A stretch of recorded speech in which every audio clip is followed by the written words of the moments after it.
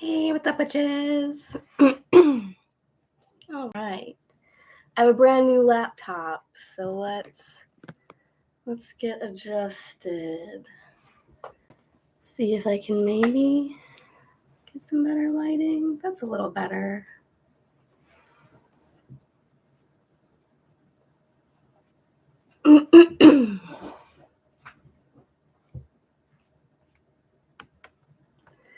Welcome back to Pagan Book Club. It's been a while. Pagan Book Club went on a little bit of a hiatus, but we back, baby.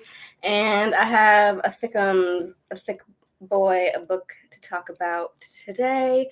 We're talking about Drawing Down the Moon by Margot Adler. Is the T silent? I'm not sure, but I, as you can see, have a lot to discuss and talk about in regards to this book with you guys. As you can see, I have a paperback copy that I just got off Amazon, I think used, which I don't mind. And this is actually the 1986 revised edition, which just so happens to be the year I was born. So I have this edition that I've gone through and tagged and highlighted. And then on my phone, I also do have the 2006 edition as an ebook. So let me pull that up because I did kind of like bookmark and try to make note of just some of the minor changes and like edits and updates between the two versions, which were not really that much, surprisingly. There was just kind of like some prefaces to some of the chapters saying like what had changed since the original book was published. And then the 2006 edition did have a couple like more extensive or additional sections on like newer branches of paganism like heathenry and asatru, for examples, that had kind of sprung up just in, the 70s and 80s and beyond. So we'll get into that because we'll definitely have something to talk about in regards to the types of heathenry and asatru referred to in the book, because like I said, this came out a while ago and a lot has changed in the pagan landscape even since the 2006 edition came out. So we'll have a lot to go over, and I'm curious to see if you guys have read this book before, since it has been around a while. And I know when I was just kind of getting into Wicca and witchcraft and the occult, it was one of the more popular and widely talked about and more well-known books out on the scene. And, now there's a lot more information.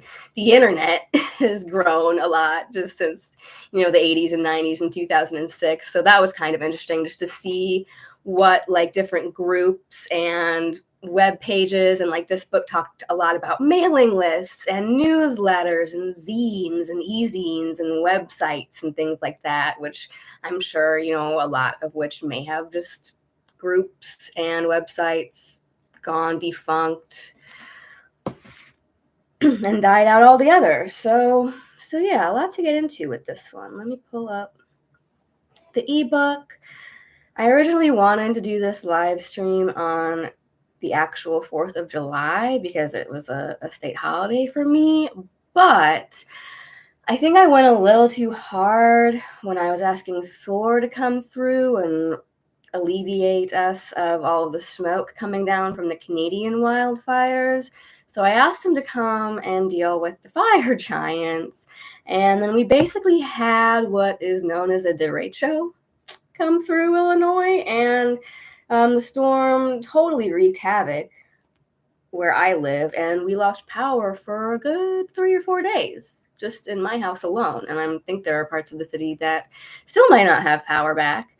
So yeah, just a little lesson there that Loki is apparently not the only one in which you have to be careful what you wish for. So very glad to have my power restored. I think we got it back late Monday night, but then obviously I just was feeling like a drained, sticky, grumpy, hot mess at that point after being just thrown off of our usual routine for a couple days. So yeah, we bumped it back. I bumped it back to today. so that I had a little bit more time to regather my wits and get my house back in order. Luckily, we didn't lose too much in the way of food, mostly because we're poor, so I didn't have a whole lot in my fridge to begin with, but RIP to my brand new box of ice cream sandwiches that I lost. All right, so let me pull up the ebook version, which I mostly didn't refer to until I got into the later chapters, discussing and giving kind of breakdowns and information about like individual pagan groups and organizations in the US, because that obviously was going to differ and be updated in between the two editions. But for the most part, I was just going through and reading the paperback book that I had. And then I also have this cool little book that I think I got for Christmas, which is just a little book club journal, which I thought was cool, that I think I just saw on Amazon. And it has little pages here where you can like write down the book and the author and when you started it, and just like different notes, thoughts, main takeaways. So here is my all filled out version for drawing down the moon. So let's start with that.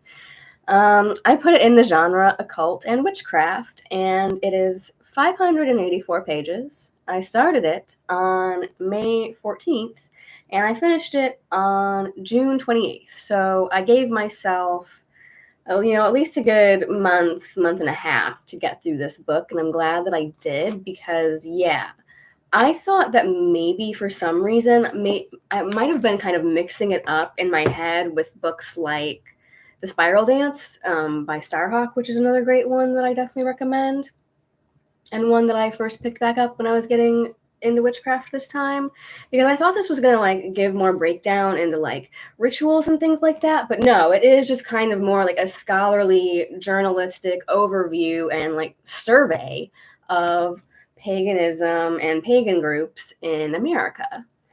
So it goes a lot into, like, a lot of my little flags here are in the beginning section on just the overall history and origins of Wicca and witchcraft in both Britain, and then how it got kind of carried over and brought over, and how it changed when it came and grew in the US. So I said, my overall impression of this book is that it was insightful but dense. Lot of information being thrown at you in this one, but it did a really good job of filling in my knowledge on Wicca and its origins. And it talks a lot about American Wicca versus like the traditional craft, or like British traditional Wicca, and what they kind of term now like the Western mystery traditions, and how a lot of Wicca and like Gardnerian Wicca in particular got its origins from those types of organizations.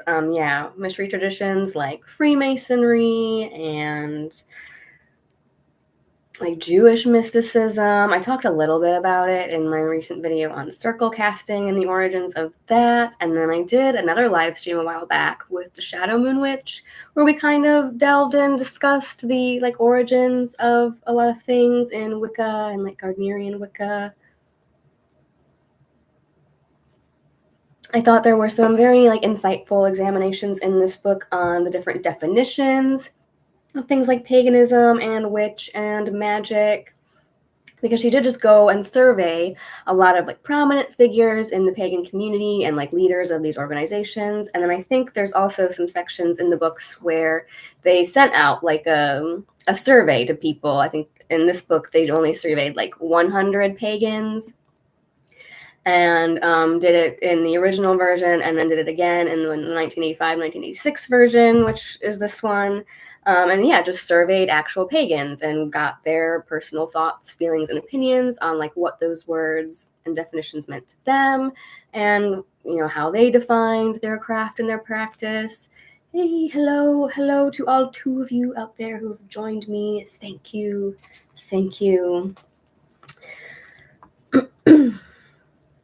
And then, yeah, I said it was also a fascinating reminder of how just relatively new Wicca and like things like neo-paganism are, and just how much it has grown and evolved from like the 70s to the 90s when this book was published, and just how much further it's progressed today, just in the last like 20 years. So it was very interesting to go back and kind of see that and realize that a lot of these traditions and these groups, both in the UK and over here, have really only come about within people's living memory, like within our lifetimes, from like the 50s and 60s through now.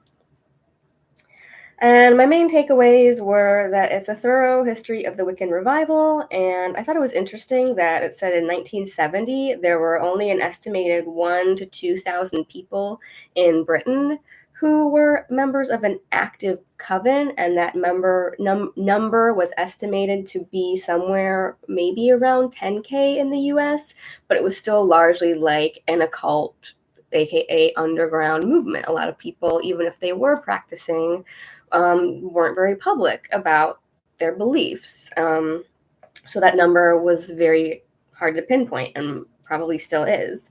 And then it also explores the various arguments around Wicca, the idea that witchcraft, especially back in these days, there was this popular notion along with the Wiccan and pagan revival that witchcraft might have once been like this universal religion, which had then been driven underground to survive in secret during things like what they called the burning times and the witch trials. And you had scholars and authors like Margaret Murray, who were really proponents of that kind of idea, and it touches a little bit on it on books like The Golden Bough and things like that, where exploring this idea of like, was this once a more like universal matriarchal religion headed by goddess worshippers and women, which was then taken over by patriarchal religions. And now I think that has largely been debunked, at least the idea of that, it was this universal common religion with like shared beliefs and practices amongst a wide swath of people. Now we kind of know that different tribes, different cultures, different groups in different locations are obviously going to have their own local beliefs and traditions, and even their own like very local and personalized deities. And I think that's a good thing. That's kind of cool. And one thing that I think a lot of modern pagan and heathen groups and religions are trying to go back to and revitalize now is trying to unearth a lot of those lost practices and like maybe lost and forgotten deities. But now it's kind of makes me wonder, are more people now leaning toward paganism and reclaiming those lost traditions rather than going toward the more structured forms of Wicca? Because in my mind, especially in the US, it does seem to be that way. I know just compared to like when I was in high school to now, there are just a lot more in my area. Like I just don't hear about a lot of Wiccan groups. I think there used to be, but then they just died out or disbanded. And now it's more, like groups trying to revive and recapture those like more specific lost pagan traditions, which is interesting, because one of the things that I kind of had a problem with in connecting to Wicca was that it was almost too vague, and at the same time also too narrow in its structure and its beliefs, because it's very, like you just have this concept of a goddess, maybe the triple goddess, and then her consort, the god, who is sometimes like the horned god. And then, this very like in the traditional way, which Gardner borrowed heavily, like I said, from things like Freemasonry. So it was very structured and hierarchical, where there was high priest and high priestess, and then hierarchies and structures down beneath them, and different orders and degrees of knowledge that you were kind of allowed to have, and orders of initiation. And that just wasn't something that I particularly vibed with, because I don't know. I've just been a lifelong learner. I want to know all the things. I want to learn all the things. And I don't like the idea that we're hiding things behind a wall, and that other people basically, because we all know how human ego can get in the way in the best of circumstances. And so it's like, yeah, why should someone be able to determine that I'm not allowed to be privy to certain information just because they don't think that I'm like ready or at a high enough level? I don't know.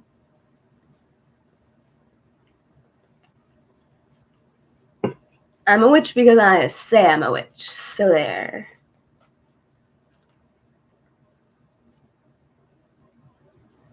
There also were like some very dense chapters where she kind of goes into this examination of are things like magic and witchcraft a psychic and spiritual development system for people, or as a lot of actual practicing pagans believe, does magic and witchcraft actually have the power to affect and change reality?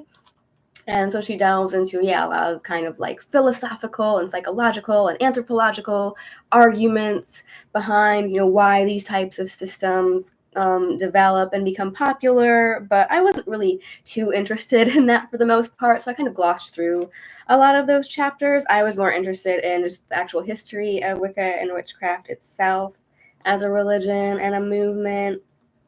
And then I did like this quote where she says that neo-pagan magical systems can be maps for learning about what appears to be an objective reality, because reality lies within the unconscious mind. It is not unconscious at all. It is you and I who are unconscious of it, but it is definitely real. So I think that just kind of, for me, ties into things like magical thinking, where it's like, as I once said at a recent gathering, the secret is that like things like nature and the trees and plants and these different beings within animism and the animistic view are always talking and communicating and putting out energy that we can interact with in one way or another. They're always doing that. It's just whether or not we as the humans in our perception of reality are willing to and able to be open enough to receive those signals and want to communicate with them. They're always doing it. Just some belief systems, some just, I'm trying to think of the right word here, some practices, some traditions, some psychotropics, if you know what I mean, just make it easier for us to tap into those types of wavelengths. But it's always there. It's always happening. It's just on us to be able to tap into it. So let's see, what else do I have here? I spent a lot of time in chapter 4 in this book, which was the Wiccan revival, talking about the history, like I said. Chapter 3 is the pagan worldview. And one thing that I did highlight here, which I just mentioned, like Fraser and the Golden Bough, which one issue that I do have with the Golden Bough, as much as it can be a good resource just for kind of delving into different older myths and mythological cycles and beliefs and what may have been some of those early like mystery traditions. He does a good job of talking about those types of things and those different archetypes. But as it says here, like until recently, a lot of writers labeled tribal religions as superstition while dignifying monotheistic beliefs, usually Christianity and sometimes Judaism, with the actual term religion. So there was this idea that like these polytheistic and pantheistic worldviews were just naturally more primitive, and that if we buy into like human evolution and things like that, the best and most ideal form of religion that we are eventually just all going to evolve into once we become enlightened enough is just naturally going to be monotheism. So I obviously don't agree with that. And a lot of people, I think, now are, as we get out of that whole age of Pisces into age of Aquarius, now turning away from the Piscean, Judeo-Christian, Jesus-fish religions and going back toward more polytheistic, pantheistic, pagan worldviews, which I think is interesting. And so there are some kind of chapters in this book examining why that may be and why people in a modern, and especially a modern urban society in America, might be particularly interested in re-examining and going back to those old nature worshiping ways of life and worldviews. And it's interesting that it also points out here that, even within things like Christianity, we still do see, instead of a single unified view of Christianity, it is still like a very shattered form with different sects worshiping a slightly different version of God in very different ways. So even within those termed ideal religions, there is not unity. And it also examines in this book, and I think does a very good job of talking about why, even just within the context of this book and trying to survey different pagans and Wiccans and witches about how they define those terms and those beliefs, it's hard to pinpoint any one commonly held view or opinion. And I think that's just as true back then as it is today, maybe even more so, because you could still get 100 different pagans in a room and interview them about their beliefs and what those things mean to them, and you're going to get 100 different answers. But that's one of the things that I like about it.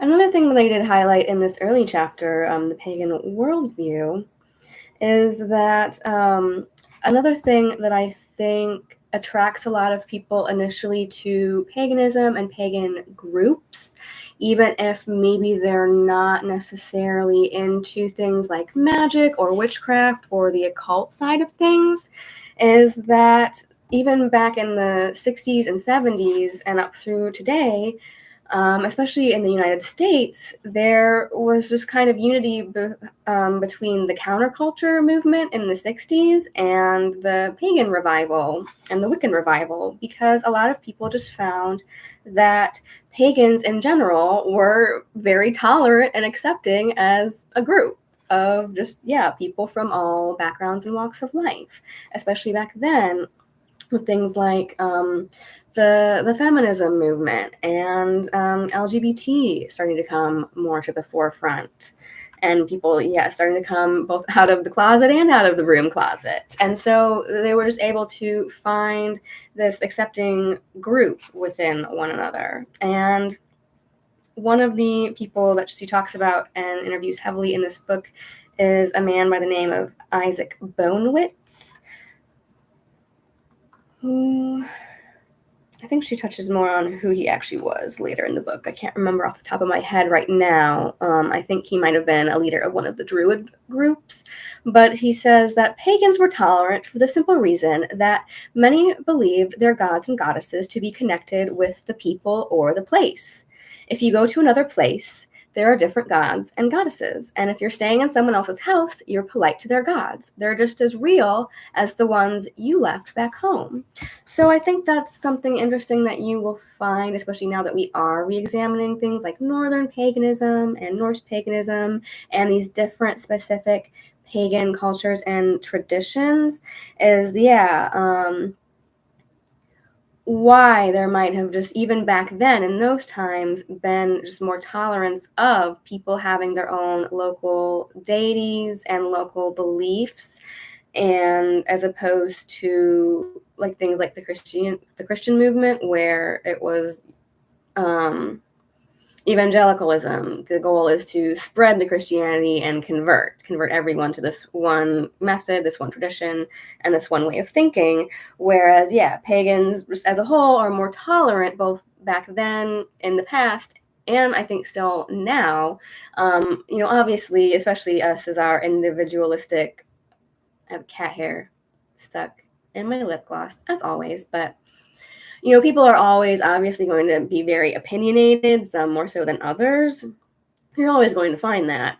But yeah, pagans as a group are just more tolerant and accepting of other people worshiping other gods and having their own practices and beliefs, because they're just as, like, when in Rome do as the Romans do. Their gods, their local gods and practices were just as valid and real and presiding over that place where they lived as your local deities that would live and preside and aid the people in your hometown and in your tribe.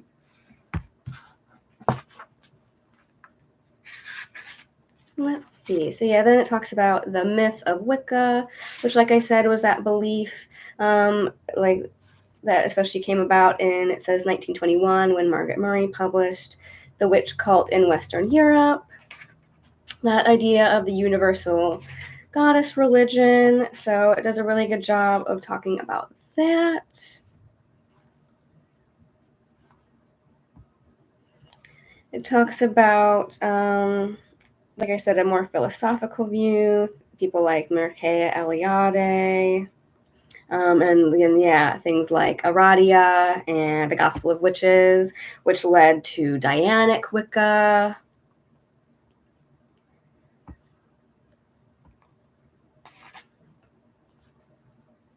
Which was another big source of the pagan revival. Robert Graves, the White Goddess.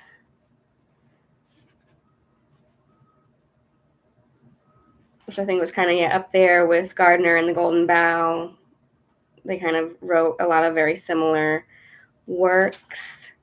So yeah, there's a lot of history, a lot of delving into the history in this book. And then, of course, Gardner and Gardnerian Wicca.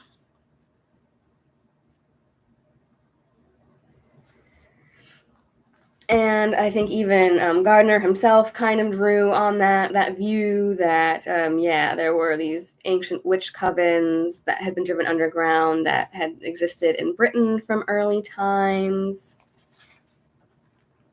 Because he claimed to have been initiated into an actual coven and gotten a lot of the basic ideas and components from there, but I guess in his view, since a lot of these things were passed down orally, there weren't a lot of structured rituals, and that's where he kind of stepped in and pulled a lot from Masonry and things like the Key of Solomon and things like that, and put down on paper these like very elaborate and fancy, complicated rituals with all these words and chants. But that's, I think, where people argue that he just drew heavily from his own scope of knowledge and scholarly background and created a lot of what we now know as like the structured Gardnerian Wiccan rituals.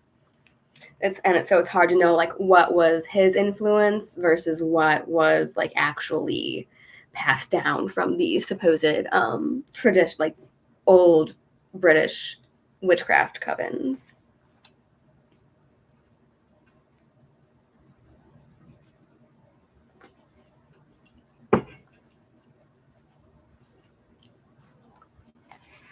So let's see.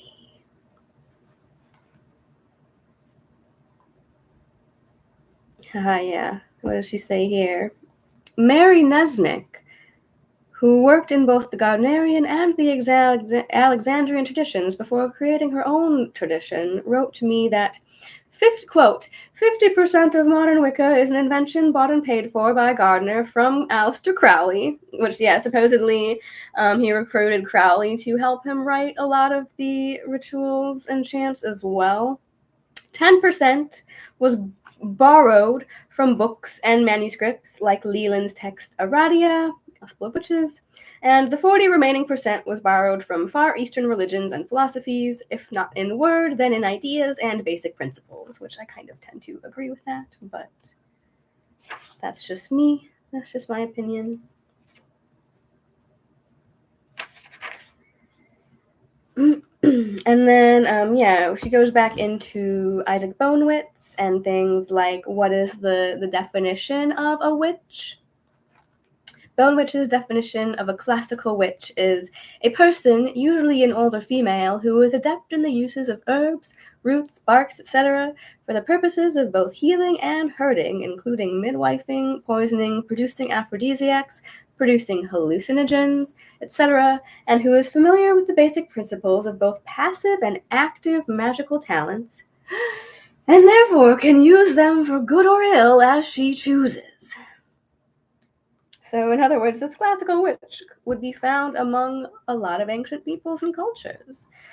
In Europe, this woman or man could be an old peasant or perhaps just a font for country wisdom and folklore and superstitions.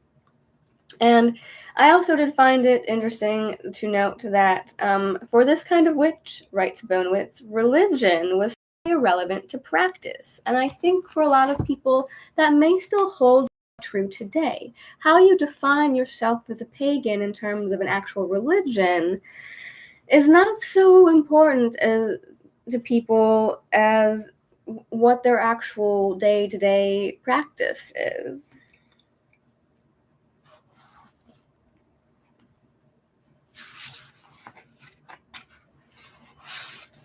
Lots of tags, lots of little tags in this section, like I said, so we'll try to move through it. And then, yeah, it goes into how for a lot of even modern day pagans, witchcraft is simply just a practice or a way of life. The religious aspect is very simple: worship of Mother Nature. God was in nature, and nature is female. The goddess is the earth. The oak tree, not the sun, manifested the male principle, and that was about all the theology that they had in a lot of these early groups. And spiritual aspects were not stressed as much as they are now, but then the craft took a lot of influence from those high ceremonial magics. But I think in terms of a lot of groups, in terms of especially like maybe nowadays even more so, like I said, it's less about structured Wicca and structured ritual and just people who grew up or want to now live close to the land and might have primarily grown up just in their day-to-day lives. Especially living in a rural environment, you might have just grown up being taught some type of folkloric agricultural magic, weatherworking, crop magic, and things like that. What do you do to make your garden grow? Practical magic, for lack of a better term.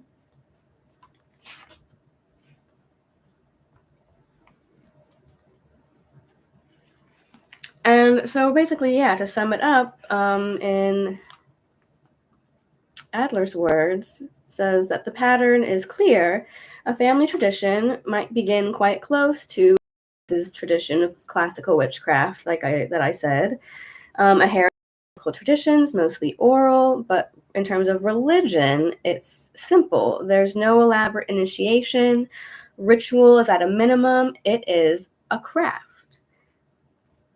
Then there is contact with revivalist Wicca and maybe with the English literature like Murray and Gardner, and from that stemmed a new outward direction toward activity, and in some cases the adoption of more formal structures, initiations, and rituals.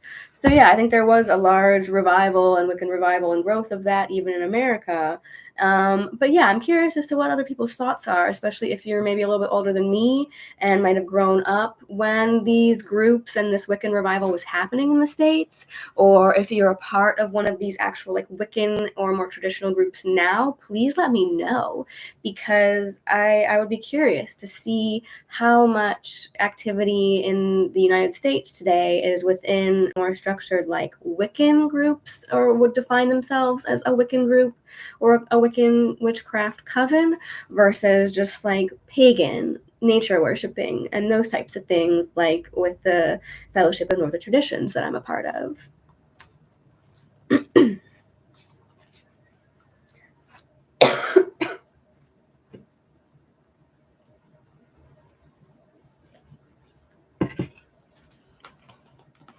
All right, let's see.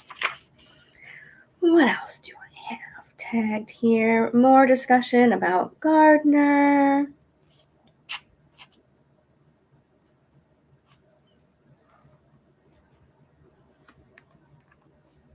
I did have an interesting thing highlighted here to point out, which is actually just in the footnote.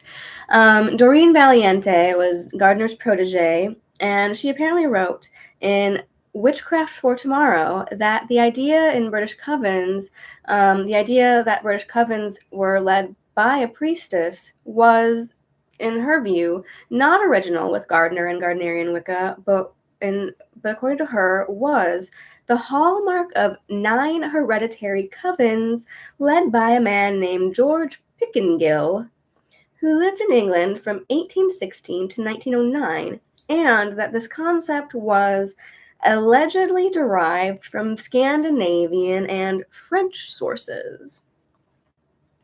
Who knows?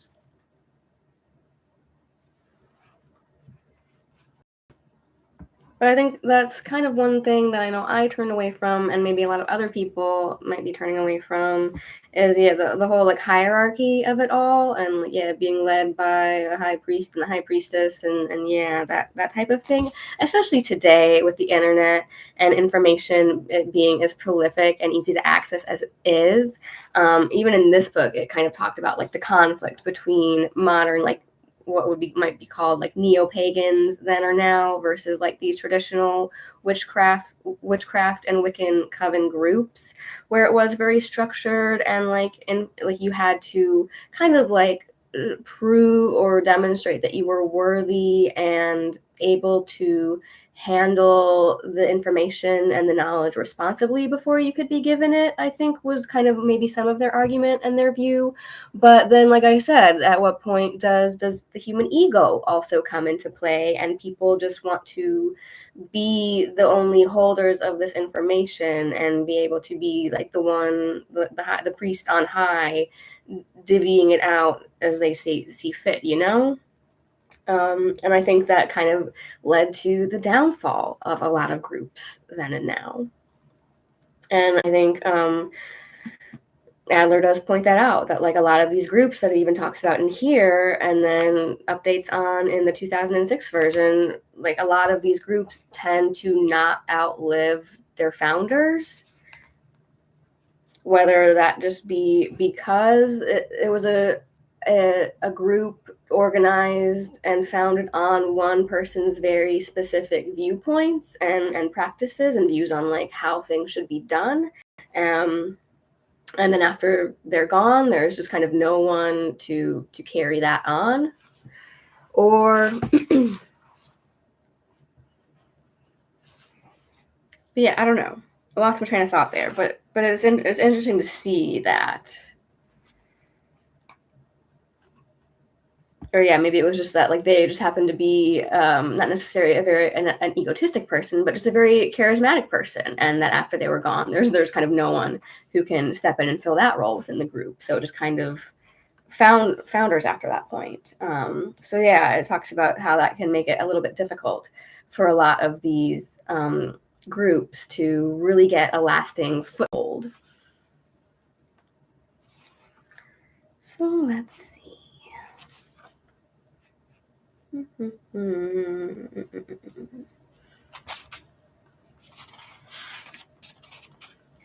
Book 5, or yeah, chapter 5, The Craft Today. Is there such a thing as a valid tradition or an invalid one? Is any tradition that feels right appropriate? How does one decide on validity in such a religion? Does one need initiation to become a witch? These are all very good questions that I think a lot of people still talk about even now in 2023. However, I would like to think that such things are becoming a little bit more open and less rigid, and that, yeah, like in my case, I'm a witch because I say I am.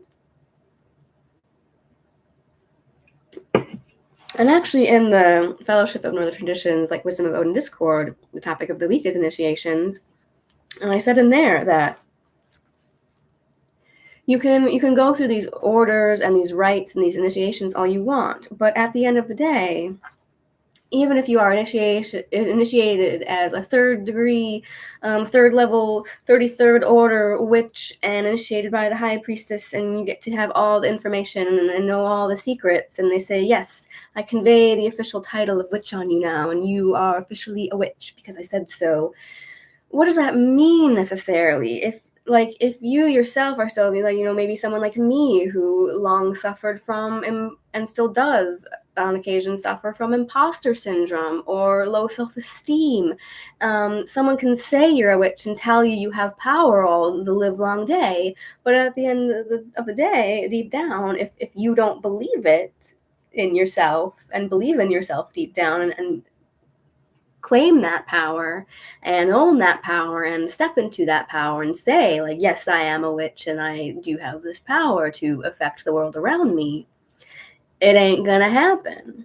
No matter how many third degree lineaged witches, 13th generation witches say you are, if you don't actually believe it and claim it for yourself, how much meaning does that actually hold?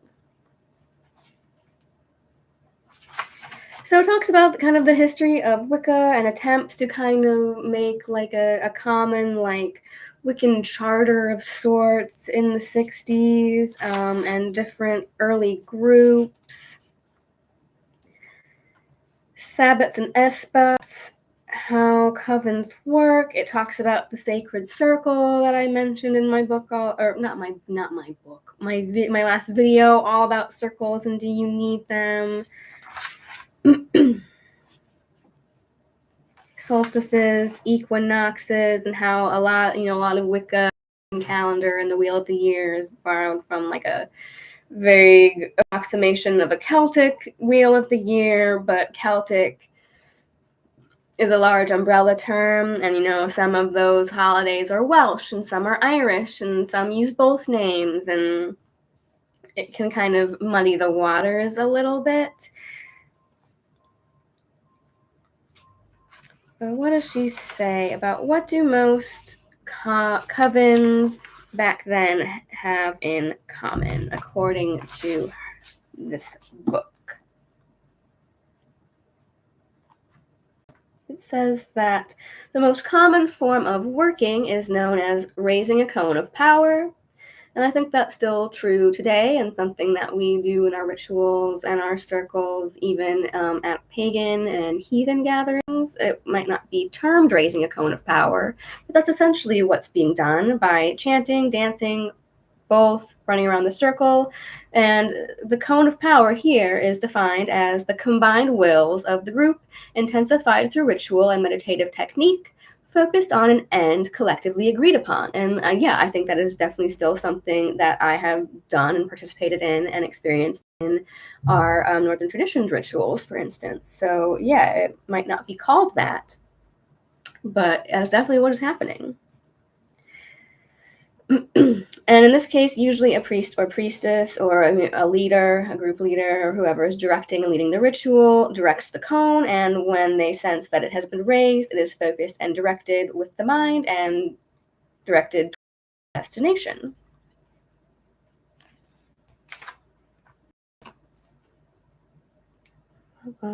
Most covens meet at S-spots. Most scholars believe that Murray may have invented that term. These are working meetings that can occur at the full moon, new moon, just sometime during, like, it's marked by lunar cycles. And they may also meet on Sabbats, the 8 great festivals of European paganism that I mentioned, things like Midsummer, Samhain, different holidays like that.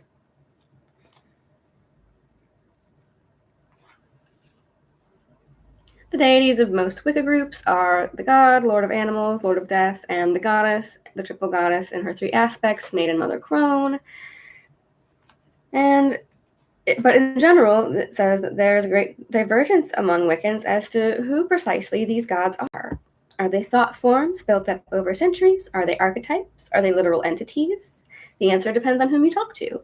And I think back then and even now, you will find people that might not necessarily focus on those archetypes of god and goddess. They may focus on a specific goddess or like a specific pantheon. Most often, the names are Celtic, Greek, or Latin. Most witches do say that the polytheistic personification of the gods is what allows them to make contact with divine reality, and that while this is almost like the Hindu view of things, and like the great overall Brahman, and then all of the different gods and goddesses are just facets of a greater cosmic being, that while this greater divine reality, as it's called here, may ultimately be unknowable, that personification of these things allows one to begin to approach it from a human perspective.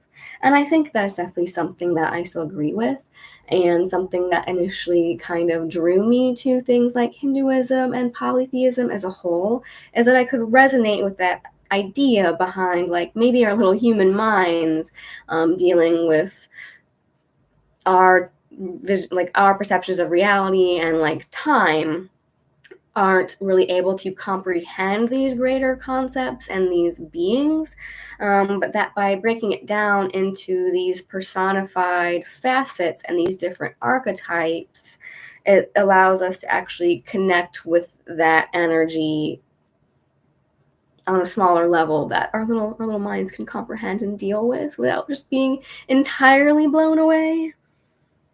Most witches believe in some form of reincarnation. I definitely do. And here it also says that many also believe in some form of the threefold law, that, whatever you do in terms of magical working or will or energy, whatever energy you put out into the universe will return to you threefold. I don't know if it's always that precise, but I definitely do believe in karma, and that karma is a thing, and that karma is a bitch. Sometimes it acts on a longer time scale, and sometimes you get to see instant karma in action, and that can be fun, except when it happens to you. Most covens have some type of entry or initiation ceremony.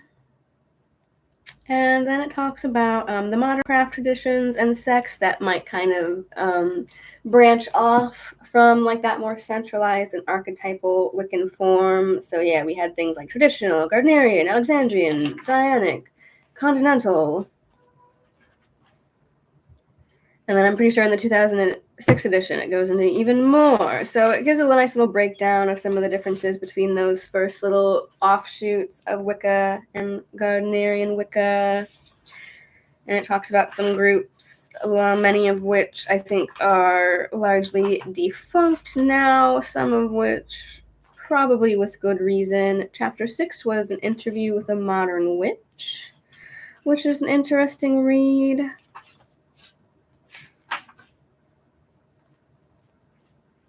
Talks about some of the negatives of Christianity, which I guess I won't really get into, but yeah, some very interesting and insightful viewpoints for sure in this book. I think especially because it's not talking about, but yeah, giving actual input and quotes from some of the pagans and witches that she interviewed. It talks about a lot of the large feminist movement, especially early on within the revival, and among traditions like Dianic Wicca, because I think back then it definitely made sense because, like I said, it was coming up hand in hand with things like the counterculture and the feminist movement.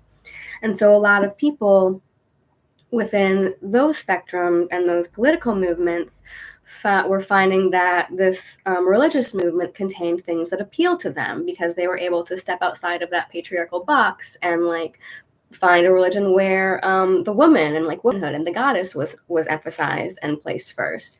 But I think that can also, in my point of view, lead to some imbalance, like an unbalance in the force or whatever you want to call it, because then like a lot of Wiccan groups were emphasizing and focusing too heavily on the goddess, almost to the point where they were like disparaging and ignoring the male. And I definitely, and even in this book, it talks about how like women need and deserve to have spaces away from the male gaze and the male viewpoint where they can just totally be themselves without fear of judgment or all kinds of shenanigans and just things that we've had enough of, quite frankly, and that's good and needed. But that now we're finding that it's turning a lot of men or male identifying people away from embracing these religions and or even exploring them in the first place, because on the outset it's almost like how I saw heathenry and asatru and Norse paganism at first, because like on its outset, and especially when it was first going through its revival in America, it was very like Rosatru, like Aesir, Odin, Tyr, warrior, like Viking culture based, and it still is now. And so, yeah, it can like kind of turn a lot of more feminine leaning people like me away from it. And so we're having kind of a similar thing happening over on the goddess focused religion side. So I think there needs to be more balance on both ends.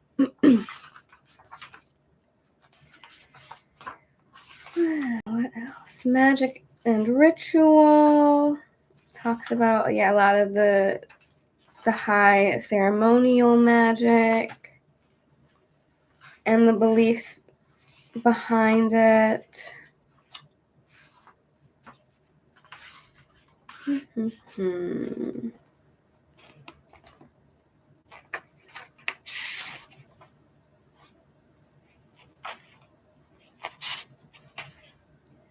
then, yeah, there's a whole chapter 8 on women, feminism, and the craft.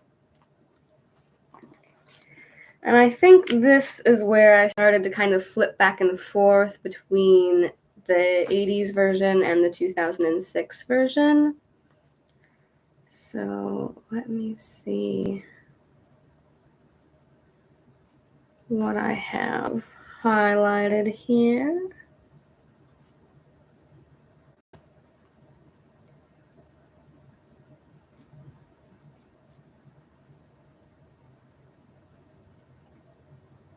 Let's see.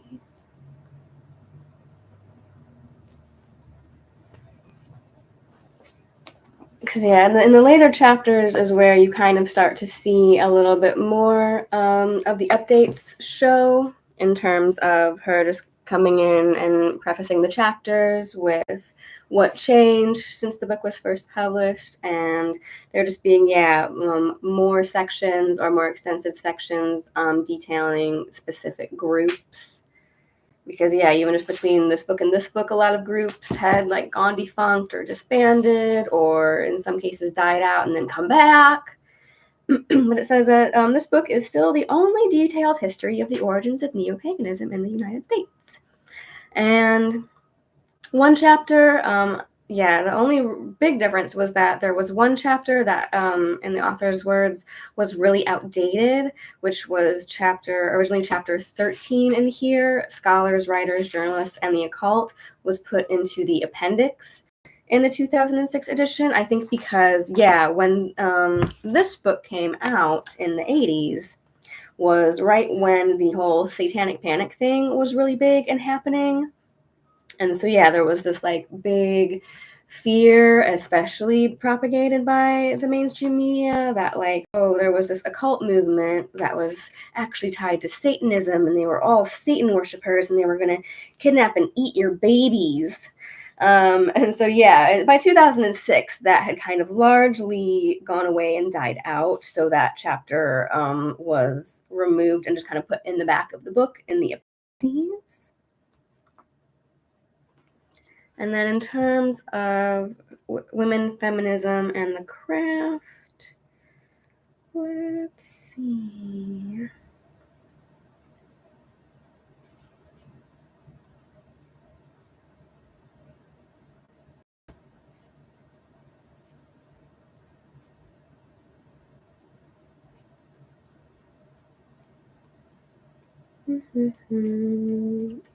This is the section about all the different traditions. Yeah, modern craft traditions. Which is, what chapter is this?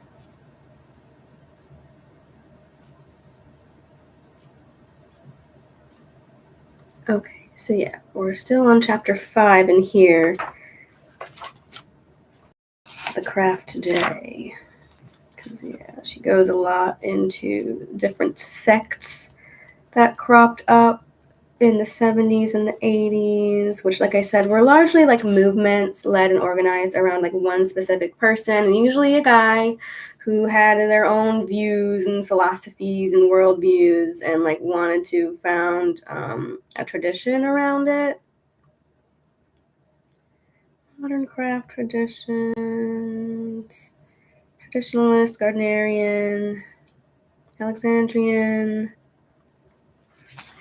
green craft, I think, was a new one.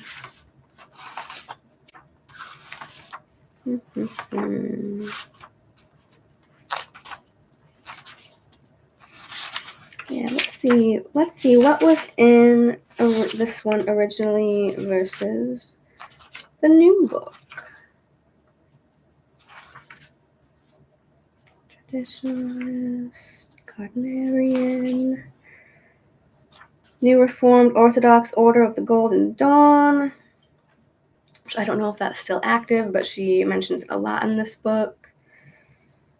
Which Order of, I think, was originally Crowley's group, and then this was like a new version, which was supposedly like not tied in with the old one at all. They just called themselves that. There was a group called Georgian Wiccan, Dianic Wicca, which, like I said, was like a really big feminist one. One in here called the School of Wicca, which was basically a genderless, authoritarian, monotheistic cult calling itself Wicca. I think, yeah, Greencraft, the one in here, was new because I had never heard of it. It emerged out of the Alexandrian tradition over in Europe, apparently.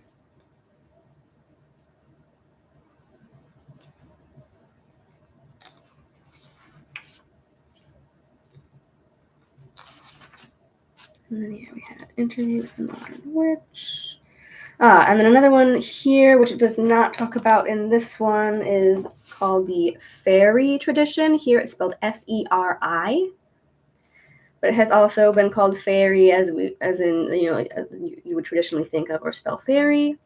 The poet Victor Anderson started this tradition in California. So another movement kind of originally cropped up around one specific person.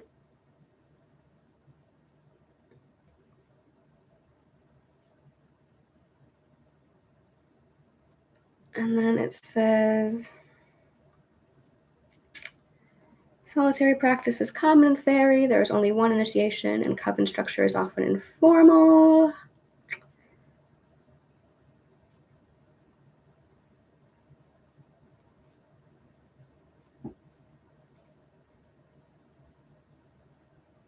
The gods are seen monads, having dark and light, male and female within themselves, which I think is still true today, even within gods that present as masculine or feminine. Like, we all have everything, like very many facets within us at all times, and so would all-powerful ancient metaphysical beings, in my opinion. The reclaiming tradition, which began in California in the 80s.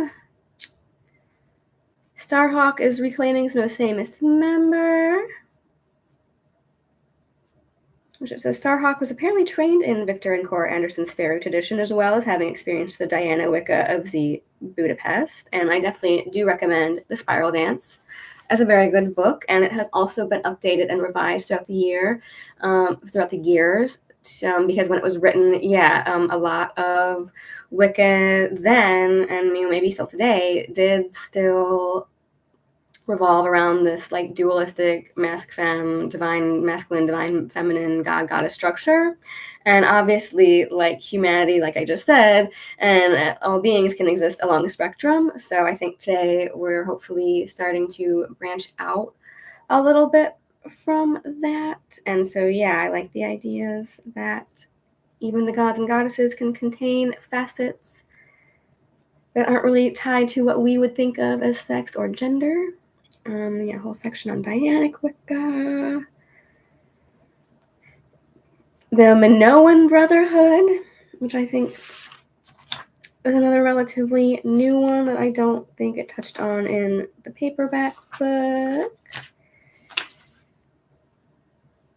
which is an initiatory path based on Cretan sources with some Aegean and ancient Near Eastern mythology. So I would say definitely, those ancient mystery traditions that it talks a lot about in the secret teachings of all ages, like the Eleusinian mysteries and those goddess mystery cults is what it sounds like. It says it was created in part to celebrate the male mysteries of the craft and to create a safe place for gay and bisexual men in the craft. And then soon after, a group of priestesses created the Minoan Sisterhood. Then there are, as of 2006, Minoan Brotherhood groups in California, Michigan, Florida, Washington, Louisiana, Indiana, and Canada. There's also a meeting ground between the two sexes called the Cult of Rhea, or the Cult of the Double Axe, which is an interesting ancient symbol that I am very drawn to, and I think definitely ties into those old ancient goddess mystery traditions. So that's interesting.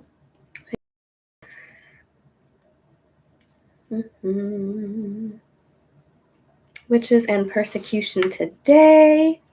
This I thought was really interesting. I don't know if it talked about that. It does. It does talk about witches and persecution in this one. But in this one it says that Z Budapest was apparently set up by a police informer and arrested for doing tarot reading for which she charged $10. And I did look it up. Apparently, there are still laws on the books in some states that make it illegal to charge money for practicing divination or what's called fortune telling. So that's pretty crazy. And I think that's why a lot of times even like tarot readers on like YouTube and things like that today have to have that disclaimer that it's all alleged for entertainment purposes only, is because it is still illegal in some places to charge money for practicing fortune telling. And so let's see, in Delaware, pretending to be able to do magic, divination, or deal with spirits made one a vagrant. In Massachusetts, to pretend fortune-telling for gain was considered larceny and fraud. In Michigan, any form of divination was illegal, including dowsing, like dowsing for water, like with a pendulum. In many states, it's still illegal to practice astrology, palmistry, and so forth without a license. That is crazy to me. So I think you can still like pay to get readings.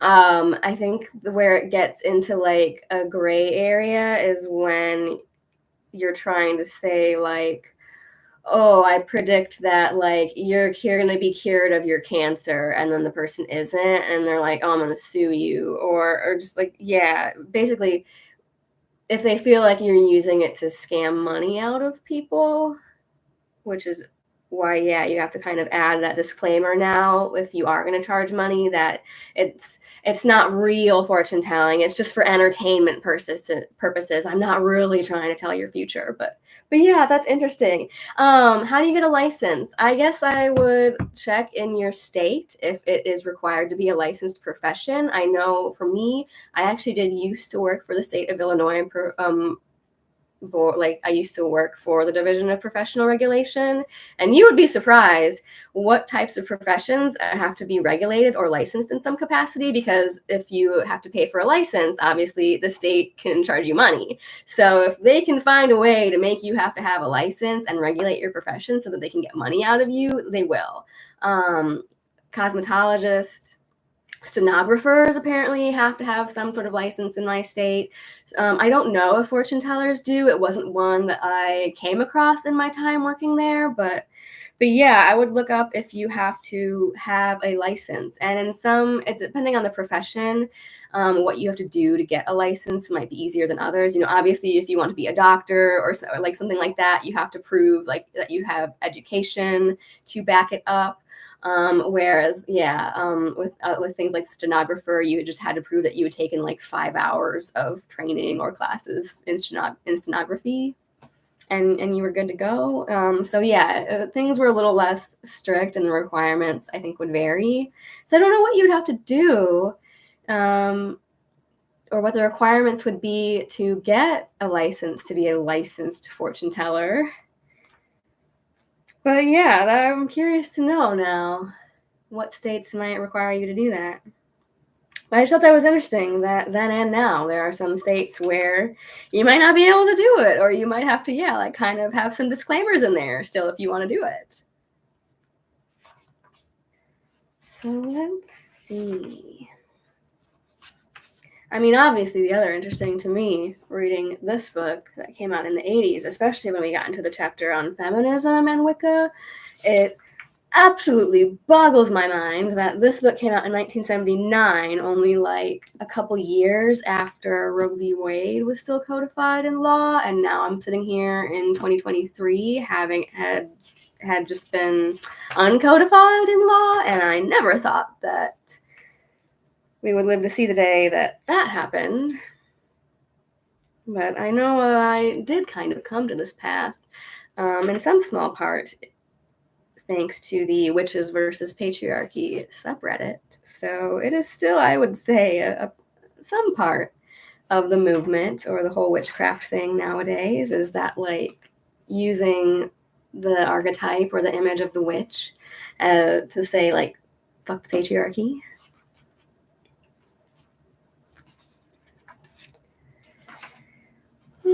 Yeah, we're in the limbo years. That is true. I think humanity is definitely going through a big change and some growing pains right now, for sure. Which, kind of leads me to an interesting point in this book. I'm flipping through the chapter Interview with a Modern Witch here. And speaking of like masculine versus feminine and some aspects of the craft, like kind of being a turnoff for one or the other, depending on like what it emphasizes. In this interview, something that I highlighted is that, a lot of women obviously were drawn to witchcraft because they needed it in order to heal themselves, and I'm quoting here, from some terrible wounds. And so she says that I think Z Budapest and the others in like the Dianic and more feminist focused and goddess focused traditions are doing something important, but that this person's and my own preference would be to draw power with males and females of equal number and equal levels of dominance. I don't believe that there are any psychological differences between men and women. In fact, I think the big mystery of our society is that men and women are exactly alike, and that this truth is being hidden under an incredible load of bullshit. So let me know what you think on that. But yeah, it says, I think women are just as capable of being dominant, and men are just as capable of being kind and loving. And I do think that is true. And it says, what I want to see the end of is the frustration of the male father instinct, which is being diverted into violence, and the end of the frustration of the female lioness instinct, which is being diverted into bitchiness. I think that can kind of ring true still today. And yeah, that was something interesting that I highlighted.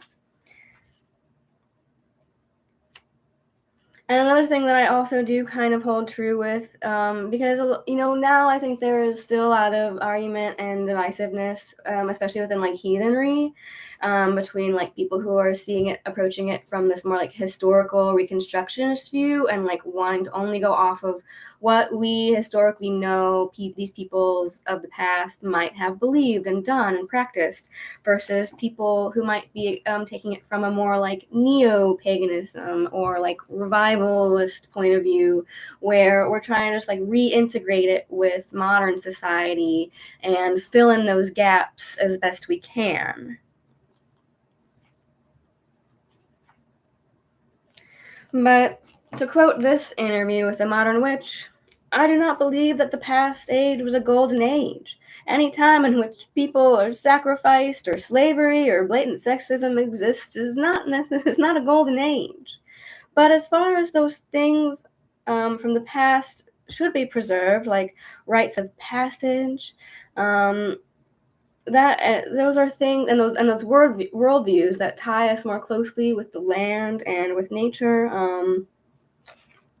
Those are things that we can take and that we can preserve. But yeah, I thought it was funny that it says, quote, often these people did not have a pot to piss in or a window to throw it out of. If they didn't have good mysteries or good folklore or good traditions to hand down, they didn't make it as a culture. So it wasn't just like this idealistic worldview. These beliefs and these practices evolved and existed for practical reasons a lot of times. But there was also, it says, tremendous discomfort and suffering that people had to face every day to survive. So this life was not idyllic like we might picture it today. The only thing that made it possible or survivable or tolerable was that they had a spiritual technology which enabled them to endure the terrible physical hardships. And so, it talks about how a lot of pagans then and now might go through this phase where they think all technology is evil and we need to completely divest ourselves of modern culture and get back to this like primitive way of life. And for me, I'm like, I'm not about that lifestyle, especially like I said, after being deprived of my electricity and my air conditioning for like the last 4 or 5 days. I will keep those modern amenities, thank you. And I like to think that for the most part, our ancestors, like, they strove and had to work every day to survive so that they could create a life where we didn't have to. And while there are definitely some downsides of us living in a modern urban lifestyle, and it has like led us and human society as a whole to really close ourselves off and separate ourselves from nature, or like put ourselves above it, or think we're superior to it in a lot of ways, and that we need to kind of get rid of that mentality. And I don't think it necessarily means that we need to divest ourselves of that way of life. But this person says that we live in a society where technology is often used to diminish the human faculties. And I think that's especially even more true now in the age of cell phones and social media. So people are turning away from their faculties generally, not because of technology, but just because of this mindset of modern society and this present exploitation-oriented culture in which goods and achievement and material goods especially are a measure of personal achievement, not the development of faculties. That I definitely agree with is the downside of technology. It's not that it exists, it's the way that we've used it, and the way that in a lot of ways, we have kind of become not only dependent, but I would say especially addicted to it, especially with modern day social media and this like instant gratification culture, where the attention span, I would say, is definitely getting shorter and shorter. Magic and ritual.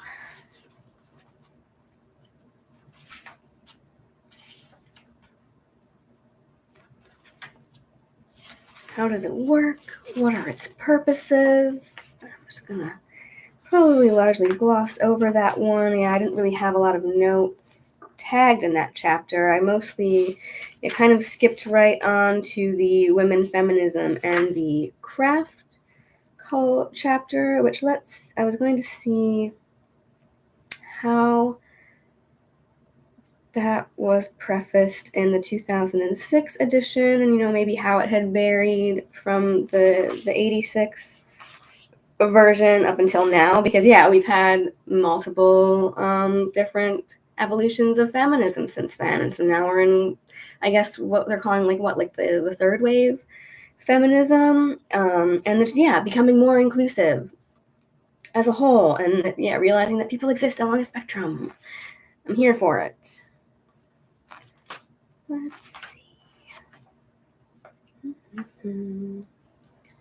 So let's see, where is chapter 8?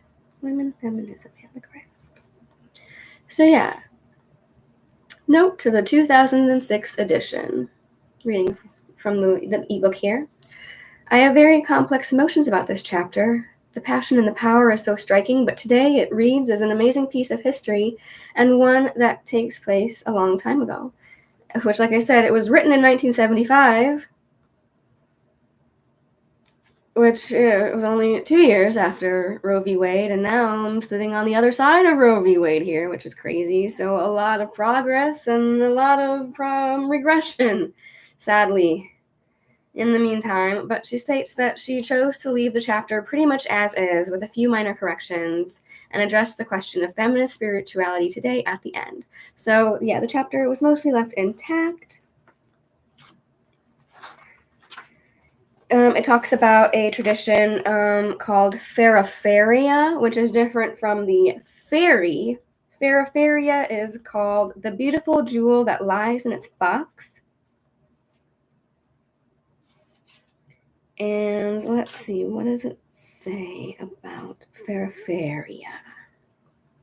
It was founded by a man named Frederick Adams.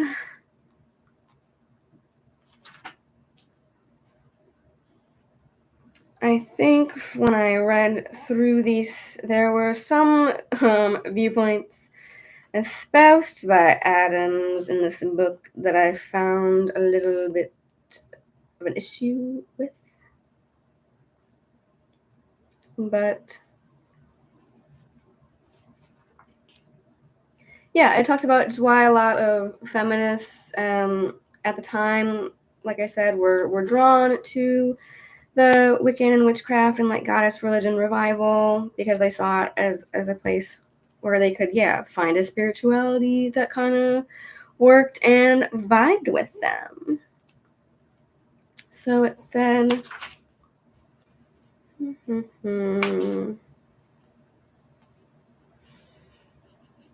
Adams in Fairyfaria argues that it was only through the goddess element that balance could be restored from this overabundance of patriarchy in the male element. Because, and this is interesting, quote, the flaw of Christianity and of most of the Eastern religions is that they sought to create a balance through only the father principle, and were forced to do so through asceticism and these images of a pure castrated male. Such an image, he wrote, would only continue the age of analysis. In contrast, the maiden way, or these goddess religions, would provide a necessary spiritual cohesion.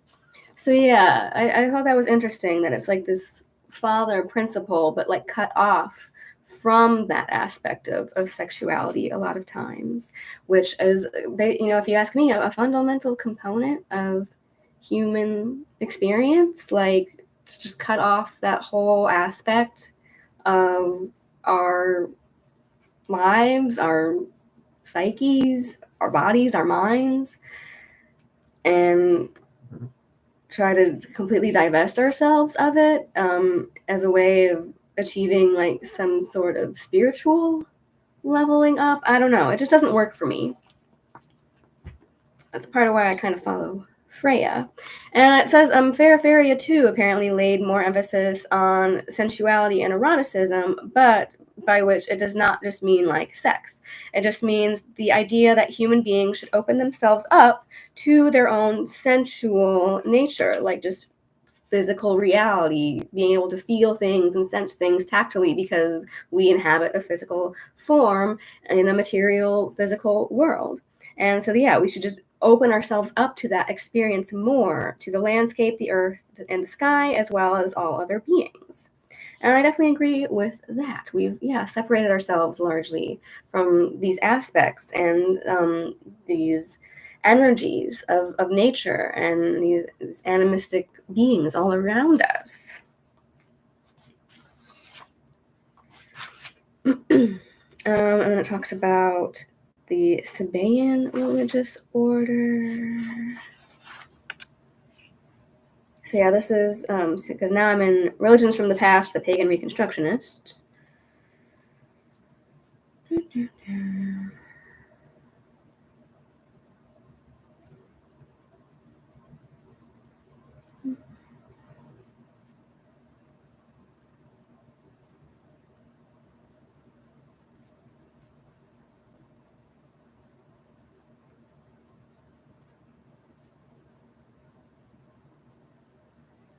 Matriarchy.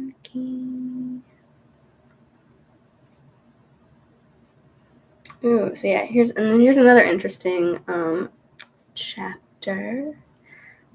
Also talking about the goddess aspect and goddess worshiping in religion, and yeah, just this idea that we need to embrace and return to more of those like feminine principles to bring the world back into balance. Because some, do define matriarchy as just a society which is flipped on its head where women have all the power.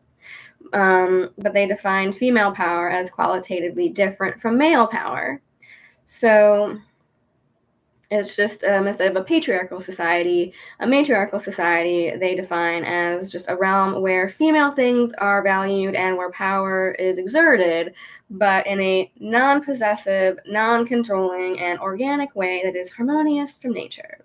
Because they say that the word patriarchal has come to mean manipulative and domineering, which I would agree. A lot of times I think even when I use the word patriarchal, what I actually mean is authoritarian.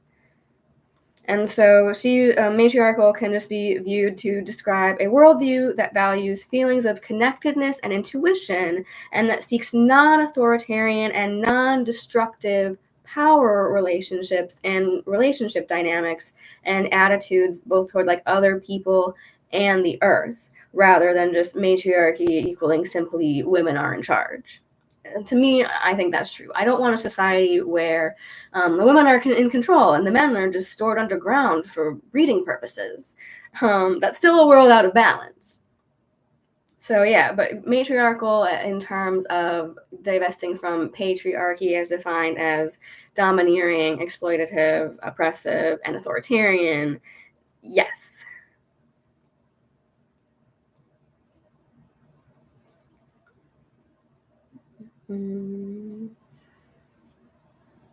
What else?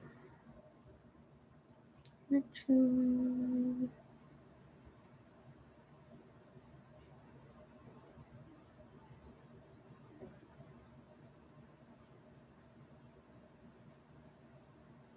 Confronting the goddess.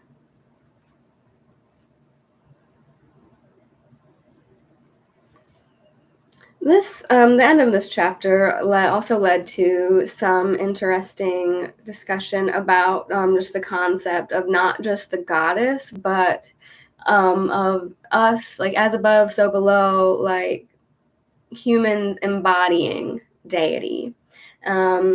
Which, interesting note, when in like Hindu culture, you greet someone with like namaste. Namaste basically means like the divinity and the divine in me recognizes the divine in you. And so this is kind of what they're saying here, where I've highlighted on page 285 of 920 in the ebook edition.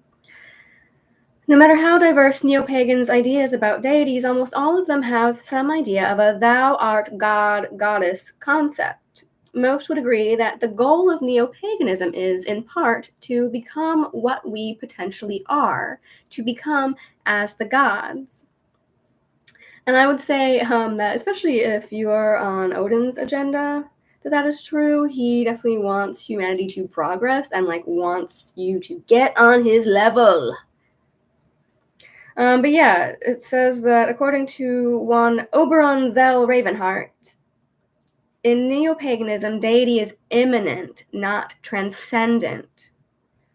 So yeah, it is immanent in us and in the world around us. It's not something that we have to strive or suffer or deprive ourselves in the ascetic ways of thinking to achieve.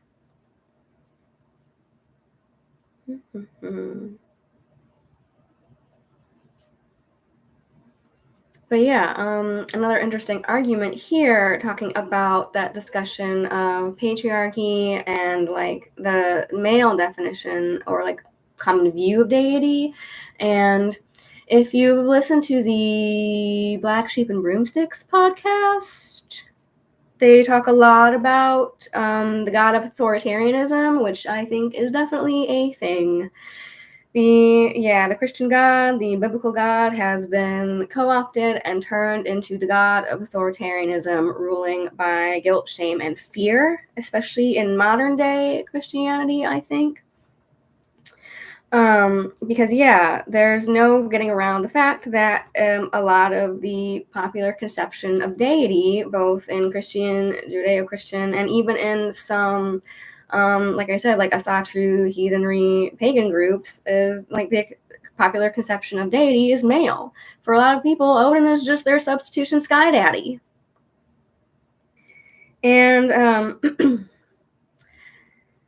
it also talks about how a lot of major religions today function to legitimate the patriarchy, and that since God is male, then the male is God, and God the Father therefore legitimates all earthly fathers and puts all males therefore above all people who are not males. Because if God is male, then yeah, obviously people who are made directly in his image are more superior, right? So yeah, since this image called God is the image beyond ourselves, greater than ourselves, it becomes the image of power and authority, even for most of those who profess atheism. It functions as a powerful, oppressive image, whether or not we believe in him. And I think that is definitely true, even perhaps more so today.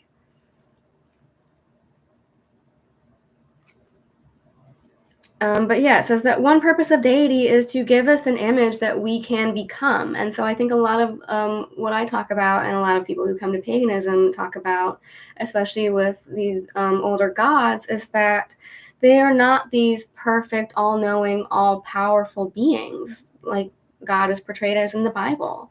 They don't always see or know everything, or even if they do, they're not always able to act on it. And they too have their flaws and make mistakes. And so because they are flawed beings who are not perfect, they do not expect perfectionism out of us. They only ever expect that we just be striving to improve and become a better version of ourselves every day. At least in my view. So let's see.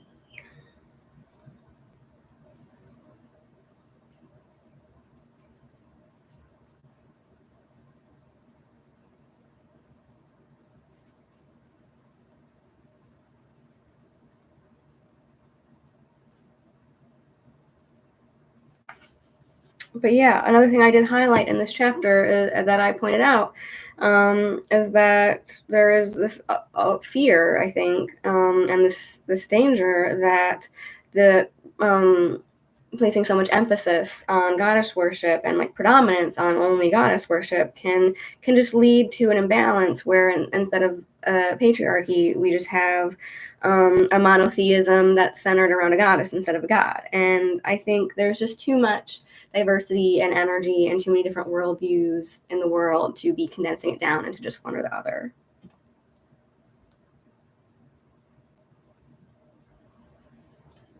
That's just my opinion. But I also do note in this chapter that so far, at least in this book, and with Gardnerian and Alexandrian and a lot of these even groups and traditions that it talks about in this book, they are orders that are centered around, founded by men. And it was chiefly men who originated and spoke for the craft and wrote things about the craft and founded the witchcraft museums and gave their names to traditions like Gardnerian and Alexandrian. So that's kind of ironic in a way. And like kind of maybe a little bit of a reason why I kind of throw some shade on Gardnerian Wicca and Gardner a little bit is that, yeah, it's claiming and proclaiming itself as this like goddess worshipping religion, but it was founded by this dude who, like, if you ask me, like maybe low key was just a little bit salty that he couldn't get inducted as far into the Freemasons as he wanted. So he just decided to go team up with Crowley and make his own order where he could be in charge, but just saying, just find that out there.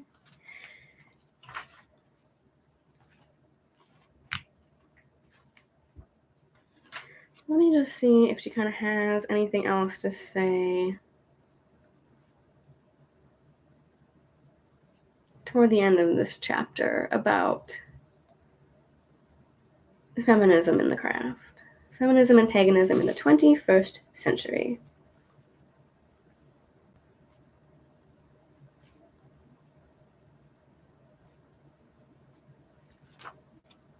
Because she does note that, in 2005, when she was going back to read this book and reread this chapter, that, yeah, there was this big, like, feminist resurgence aligning itself with the craft, but that a lot of it seemed to kind of die back after a while. And maybe that was because people were just converging and going, like, progressing toward more of an equilibrium or more of an inclusive view, or we felt like we had made so much progress for women's rights in the last like 50 years that I do think we kind of felt like we could rest on our laurels for a little bit, and now we are seeing that might not be the case, and we might not be as safe and secure in those rights as we once thought we were. So maybe we'll start to see kind of a resurgence of like the witches versus patriarchy aspect of things. And I think we have kind of, just in the last like 4 to 10 years, seen that resurgence of like the witch as that political symbol of anti-authority, and like anti-patriarchy and things like that. But since then, it also, this idea of a goddess and goddess religions did become a little bit more like mainstream. And maybe some of those tensions eased a little bit. It says that, quote, Todd Allen of Wisteria, the nature sanctuary, recently told me that he feels the biggest change within paganism over the last 15 years is the incorporation of men and families into the movement. And I think especially like when it goes into like sections on especially like the origins of like heathenry in the U.S., there was like a big emphasis on like kindred and family for better or for worse. But I think even now today we're seeing a more of an evolution toward like family groups, even within like some of the groups and communities that I'm a part of, just because it even talks about in this book, largely when these movements were starting, it was a lot of young single pagans that were just looking to mingle with like-minded people. And then as people naturally like start to settle down and start families, then like the views and the goals of the group will change and align itself with that as well. And that's just kind of a natural progression.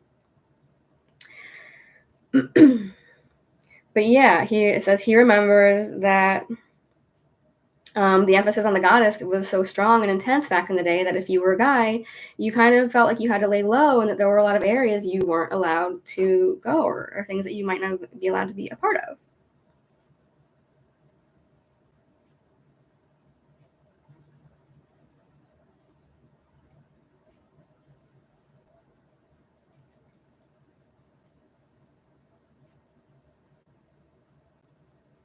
Let's see.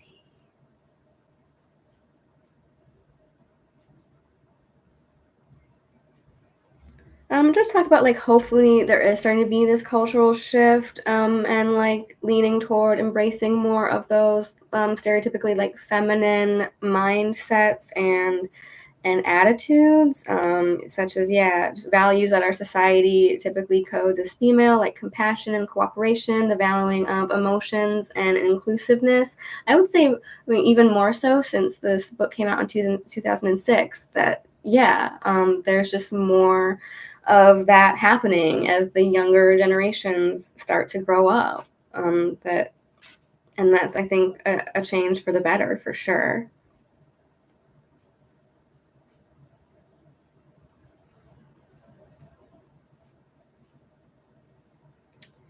Let's see, what does it say? It also says in doing the research for this edition, I was struck by the irony of coming across many heathen kindreds that worship Northern European gods that some feminists might consider extremely macho, yet have truly egalitarian organizations, while I came across a few feminist groups with charismatic leaders, but more hierarchy. What else does it say?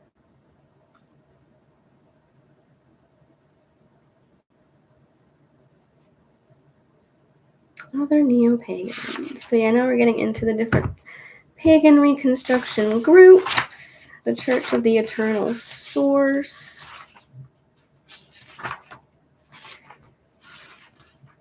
I'll probably be flipping back and forth a lot more between these two now, because they're going to start to vary a lot depending on like which groups were active at the time of this book versus the time of this book.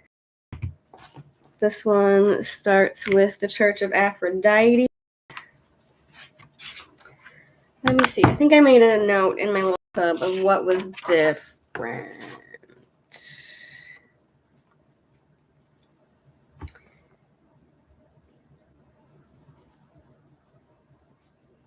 Maybe I didn't. Nope, I didn't finish it. Haha, ADD brain. But yeah, let's see. We have the Church of Aphrodite.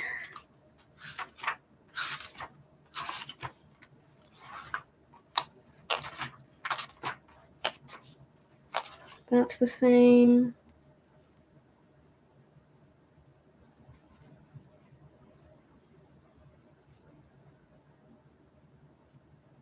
Feraferia.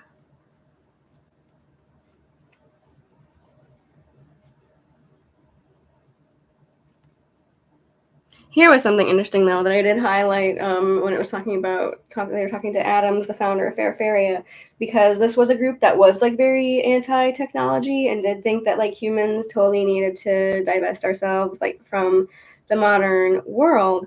And it talked about how like this modern exploitative like worldview, especially even tied to like man having dominance over nature. They were talking about why there are so many neo-pagan movements and like so many pagans coming out of modern cities, and like wanting to go back to like this nature worship and connect with nature, because they grow up in this environment in which they're like basically deprived of it. Because yeah, it's like a largely like maybe urban phenomenon. And Adam says that it's because most people today who live on the farm are always fighting nature. They don't have the aesthetic distance to see other possibilities or ways of relating to nature.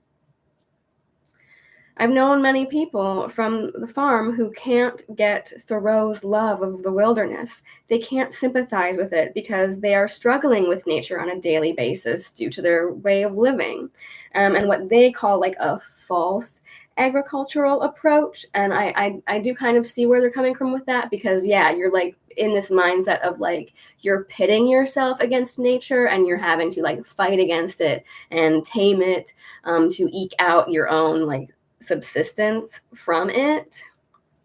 And they call it the corn cattle battle syndrome of, yeah, this view that you're struggling against nature and you have to fight against it versus like work with it. Whereas, yeah, I guess if people who don't come up in that way of life or that mindset are more like have a more of an objective way of seeing nature, or a more removed way of seeing it, like they're living in our comfortable air-conditioned houses, and we're not out there like fighting against nature and the elements every day. So we are able to kind of have this more optimistic and like fluffy bunny view of it. Let's see what else.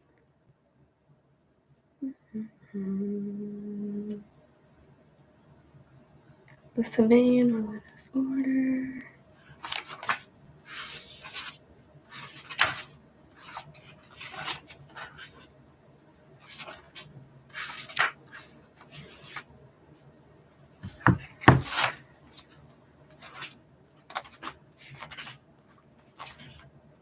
So yeah, a lot more surveys of just different pagan sects that were active during the time, and then it gets into what is called here in this edition Odinism, Asatru, and Norse paganism, and in the 2006 edition has just been lumped together under the term heathenism. Now, unfortunately, since this book came out back in the 80s, she does say that a lot of the information she received for this edition was from groups genuinely seeking a Norse pagan path, but that there were other groups clearly using Odinist symbols and mythologies as a forefront for right-wing and even Nazi activities. So cool that you pointed that out.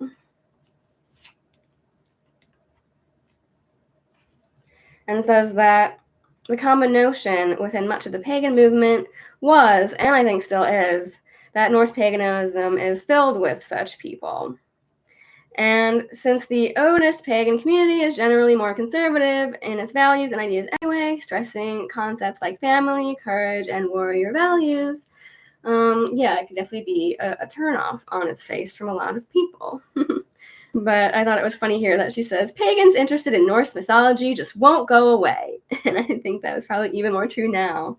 And that, yeah, Norse paganism is a largely growing group. But unfortunately, let's see, where are you, heathenry, in this edition? Yeah, heathenism. It says, when Drawing Down the Moon first appeared in 1979, one of the most glaring oversights was the omission of heathenism.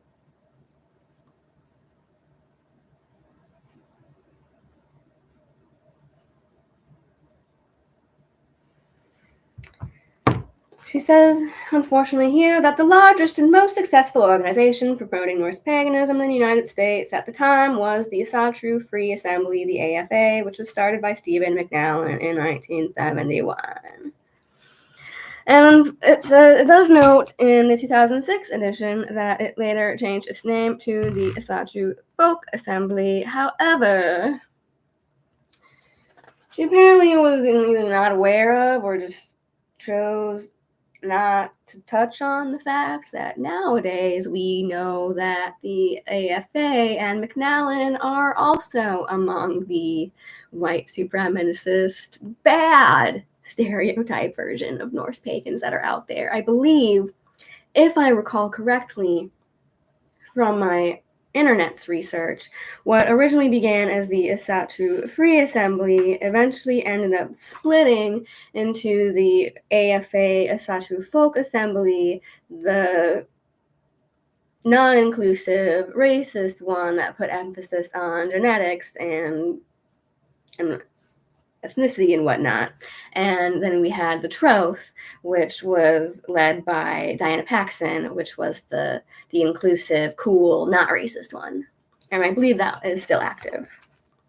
But unfortunately, it doesn't really mention the Troth in either edition. It just talks about McNallen and the ASA. She does, however, I was glad to note, does make a point of saying that while Asatru means belief in the old gods, or more specifically loyalty to the Aesir, she does luckily mention that there are two groups, and that one is the Vanir, and that you will find people who worship both or even have more emphasis on the other. It says the Aesir in Scandinavian myths are a race of sky gods, ?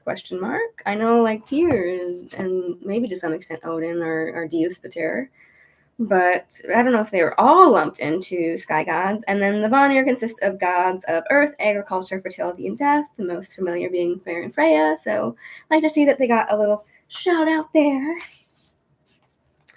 And then it says...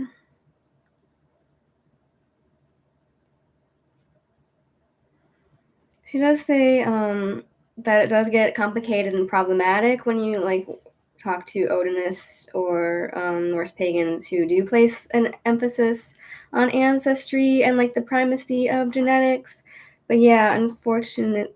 She does say that in this book that members of the AFA believe that duty to one's ancestors and kin is a holy duty that comes first, and blood is thicker than water. But yeah, it kind of skirts just around that line of like, oh yeah, like we're overtly racist. They're trying to kind of tiptoe around the subject, but they were and they are. But yeah, she does say that in general, Odinism attracts people who are more politically conservative than the majority of neo-pagans that are uncomfortable with feminism, anarchism, and diversity in sexuality and lifestyle. And in general, you will find less vegetarianism and more alcohol as opposed to other methods. And it also is stressed on martial arts and warrior values.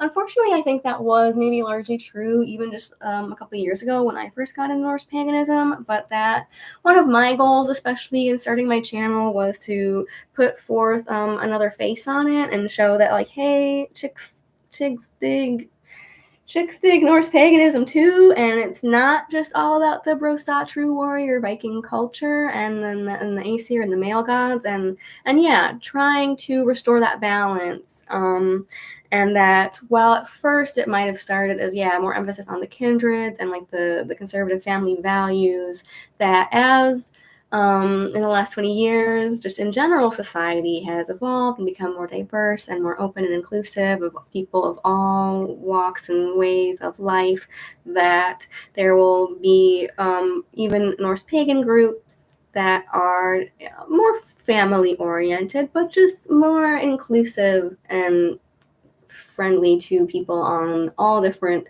spectrums, as opposed to when these books were first written.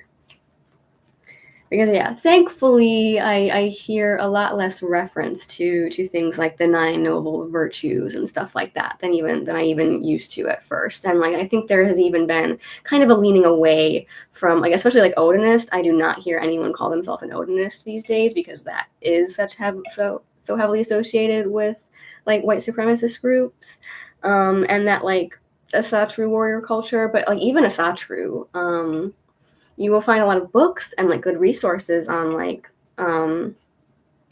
Asatru for beginners, and there's a good book by Paxson on it that I have on Asatru. But and presenting it more from like her group, the Troth's point of view. So if you are looking for resources on Asatru, I would definitely point you in her direction. But as with anything, just do your research into authors, into groups,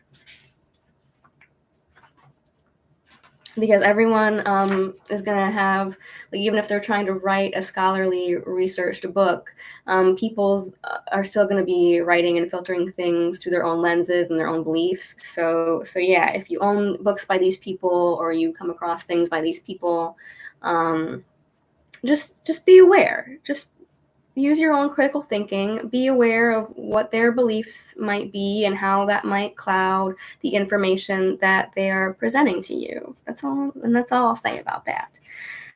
But yeah, it also does say that Odinism / neo-heathenism is a religion with a deeply felt spiritual link to the land and the forest, to ancestors, and celebration of the life experience. Its principles are honesty, honor, and the value of one's words, keeping a healthy environment, placing principle above gain, and leading a worthy life. And I think that even if you don't actually adhere to like the 9 noble virtues, that those things are still things which Germanic paganism, and like if you read things like Tacitus's Germania and whatnot, like, and things like the Havamal, you will see that there is an emphasis placed on those values.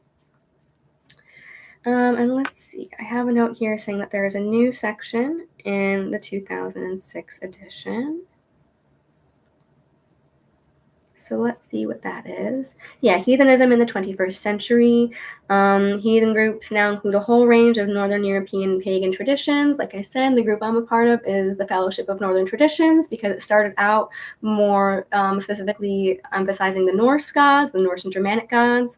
But since those two are so closely tied, and the Norse gods will be turning up in Germanic mythology just under slightly different names, and they're also very closely tied to some of the Celtic and Slavic and like northern Italian, Etruscan, and things like that, Northern Greek. And so yeah, what would be thrown together under the actual like scholarly term Celtic and like Celtic language families.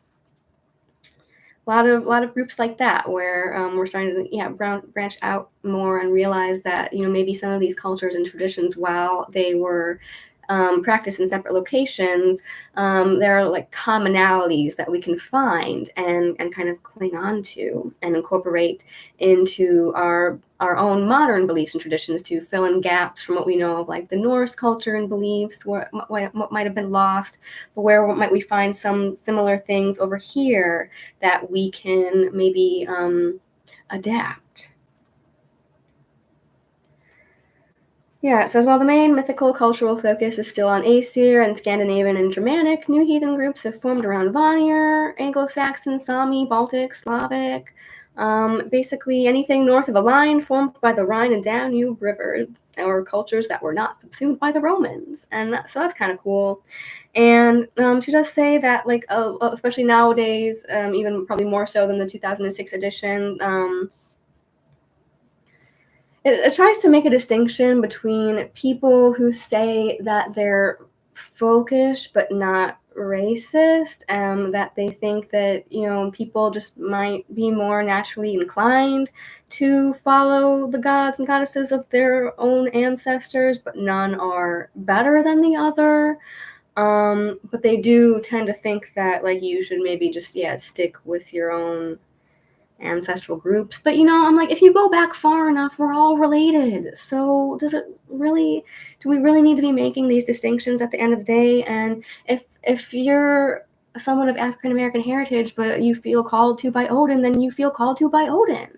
Like, he's actively recruiting all over the place. So I like to say, he's the all father, not the some father. So if they think that you can use some help from them, or they can use something from you, they will reach out to you. I don't think they care about your ancestry or your genetics.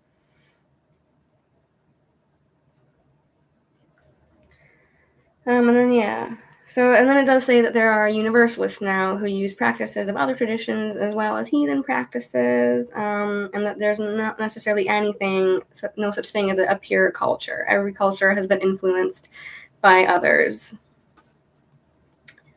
So it does note that one of the most exciting developments in the last decade or so, and I think even now, even more so, is research and interest in shamanic practices within Northern European heathenism. In particular, the development and use of a particular form of trance working known as Seid or Seder.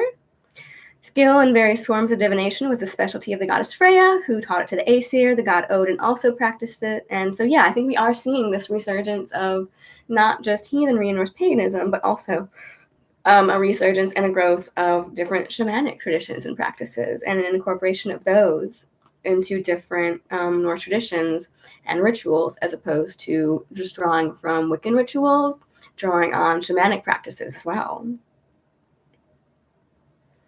And she does talk about Paxson and her group a little bit in this chapter.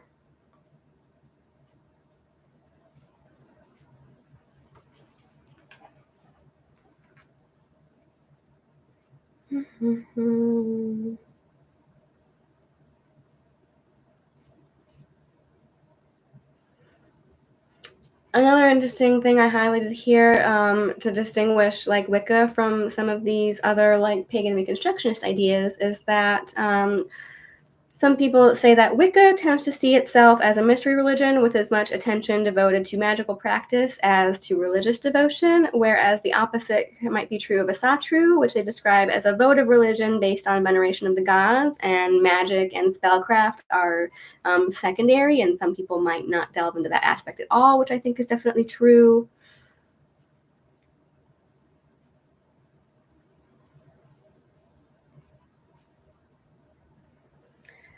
I largely glossed over chapter 10 because it's talking about a religion from the future, the Church of All World, which is apparently largely based on Robert Heinlein and his book Stranger in a Strange Land, which, yeah, just like it was kind of struck me as similar to like Scientology, basing an entire religion off of the work of a science fiction author, but who am I to judge? Then we get into religions of paradox and play.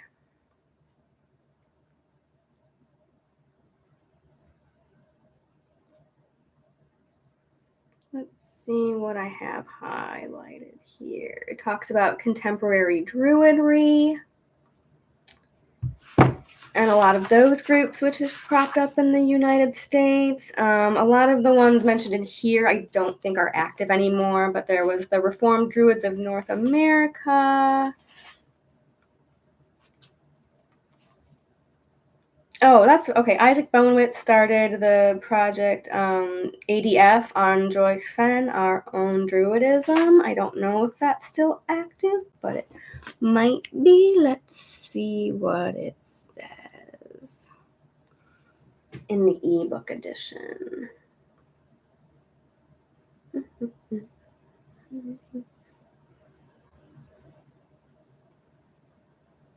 The Discordian or Arisian Society, kind of like a chaos group with focus on Eris, the goddess of discord,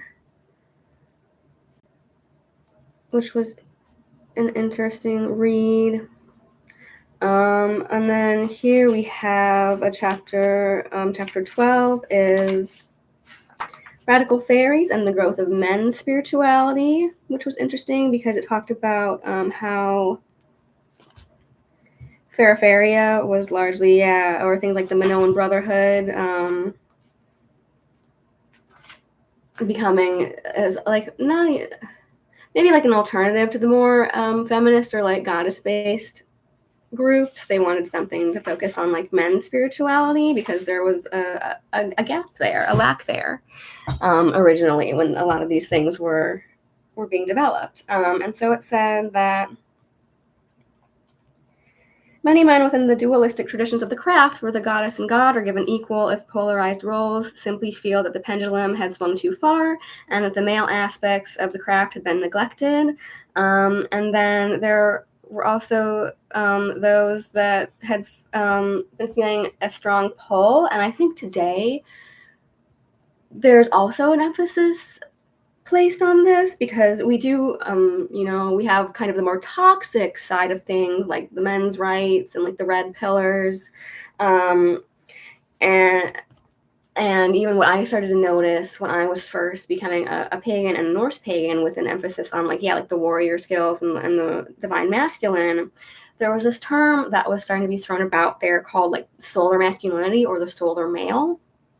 And I saw it, my interpretation of that term was as as it says here, a re-examining of the role of men with a view to reclaiming a non-sexist but whole and strong male nature. And I put here solar versus authoritarian, like re-examining a way of being for men and a positive form of masculinity that's not coming from that like authoritarian judging God figure, like the ruling through fear, judgment, guilt, and shame.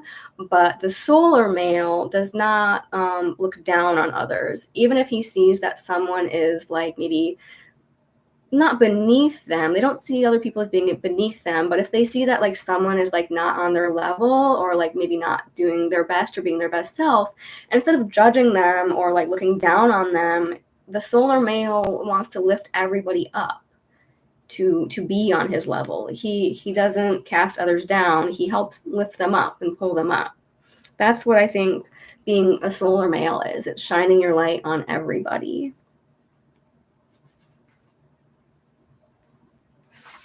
So yeah, there was kind of this movement and this pain of men who it says are, quote, aimlessly searching for alternatives and whose confused and oppressed natures need yet to be challenged and healed. And that getting in touch with the feminine gives men one key to their nature, but, and this was according to Robert Bly, the poet Robert Bly. He used a fairy tale in his lectures, sometimes called Iron John. In this story, there's a kingdom far away where men are constantly disappearing into a forest and no one knows why.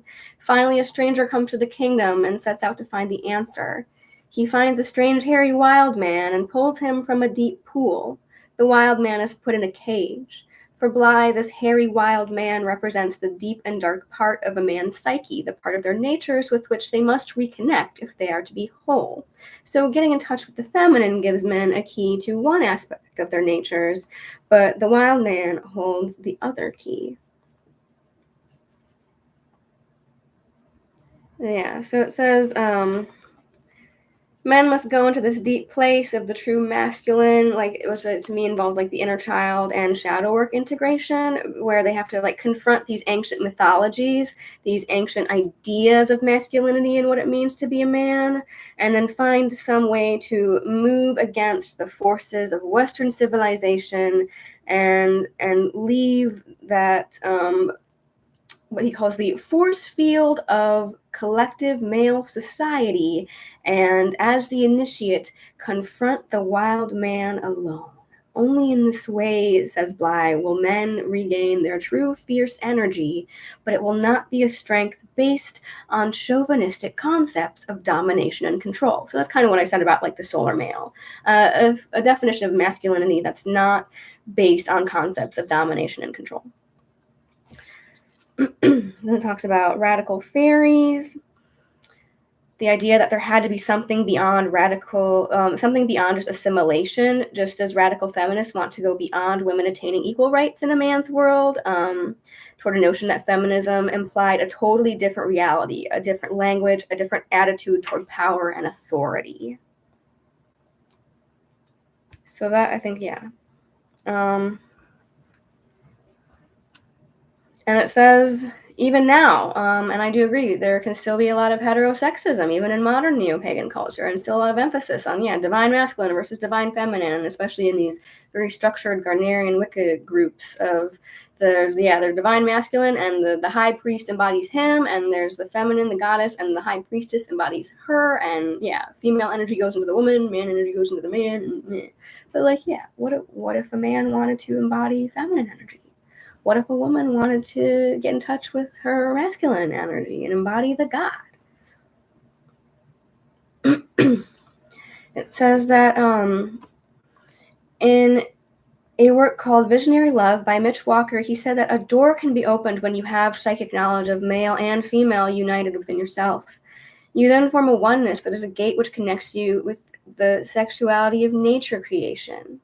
The elements of play and shape-changing, so necessary for magic, come more easily when you are one body instead of two, with an idea of gender that doesn't become between you and the various parts you might want to play. In our system of male dominance, there is an unexpressed contract that says it is safer to control energy than it is to experience energy. In our society, men are the control referents and women the experience referents. Women are feeling people. Women must be controlled.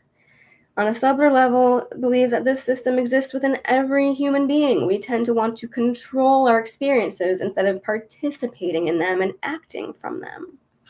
In contrast, fairy reality says it's more enjoyable to experience energy than to control energy, and that the need for violence will disappear as creativity and real self-expression increase. I agree. Because patriarchy, it says, in a nutshell, it's about taking control.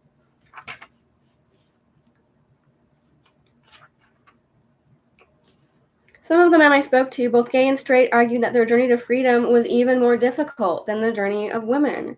Quote, if you think it's hard to free yourself from being the oppressed, think how much harder it is to free yourself from being the oppressor. Because the role is entirely played out inside yourself. You have no one to tell you, like, get off my back, stop that. Why are you like this? With men, the oppression is all inside. You have to root it out and open up your own ability to feel. And I think that's where we have the modern day expression toxic masculinity. Men have been cut off from their hearts. There's no communication between their heads and their hearts. And oppression is only possible when one no longer feels the results of one's actions on other people and other creatures. The next section, material plane, chapter 13, scholars, writers, journalists on the occult was removed because it just largely dealt with the satanic panic. Chapter 14 is called Living on the Earth, and it just kind of talks about the struggles of being a pagan in modern society.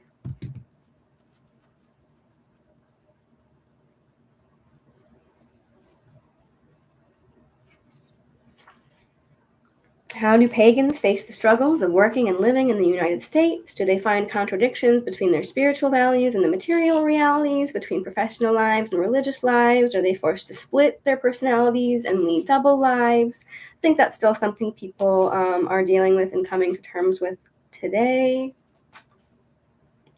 Talks about why there might be this coming back to, or this appeal all of a sudden of this pagan worldview, because I think it talks about how people are now starting to look to free themselves from this modern consumer culture.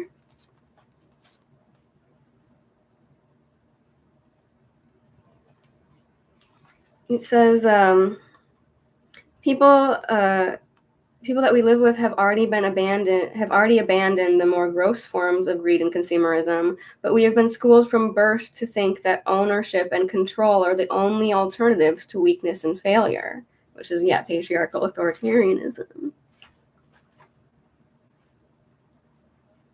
A person in this culture may be very sympathetic and outwardly moral. They would never consciously hurt a human being. They may feel very bad about the plight of nature or the plight of Native people if you're living in North America. And yet we're forced to live and work in modern society, which by its very nature is exploitative. And so as hard as you try, especially in today's society, you might want to boycott a product by a certain company because they're exploiting or oppressing this one group of people. But that one parent company owns and makes pretty much every food product in America. How do we escape that kind of thing? Well, it says, it should be clear that modern witches are creating their traditions from fragments using past sources and mixing them with modern creativity. It also talks in this chapter about how a lot of Native Americans are facing a similar struggle to revive their natural religions and suppressed practices. So I think that's hopefully one way in which these communities can continue to ally ourselves. Because this is from, I don't know if it's still active, but there was a Native American magazine or newsletter called Aquasane Notes. And it underscored the idea that there is and can be a non-exploitative European heritage embodied and contained in that old tribal peasant heritage of Europe, which was not corrupted by modern worldviews and like modern exploitative, patriarchal, oppressive culture.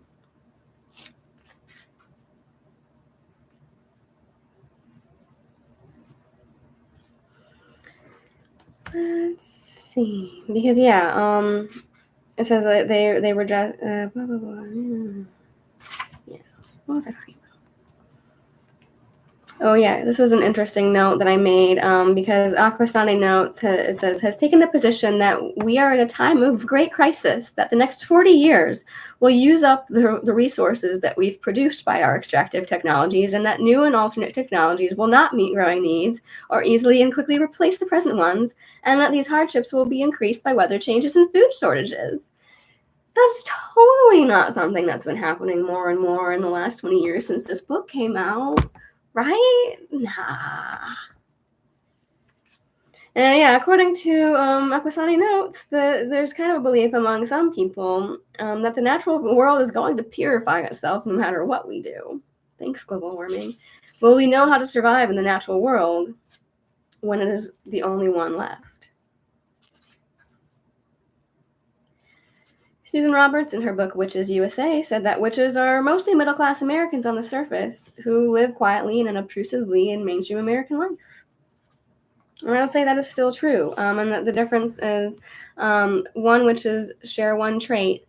They have never lost the simple wonder and curiosity of small children. And I talked about that a lot in my video on magical thinking. So yeah, it talks about like what are some of the common definitions of pagans from the surveys that she had sent out throughout the years. Another common thread was the idea that the disadvantages of city living produced a reverence toward nature, like I talked about. Urban pagans feel the most uprooted and the most alienated from nature.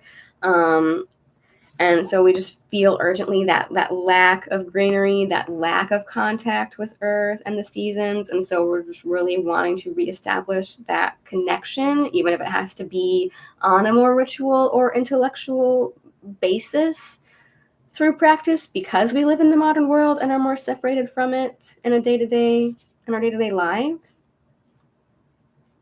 It also notes that in the anonymity and aloneness of a city, the tribal format of a pagan religion or pagan group can provide an acceptable substitute for extended family and fulfill that need for traditions and a sense of belonging, which I definitely think is true and what draws a lot of people to these groups.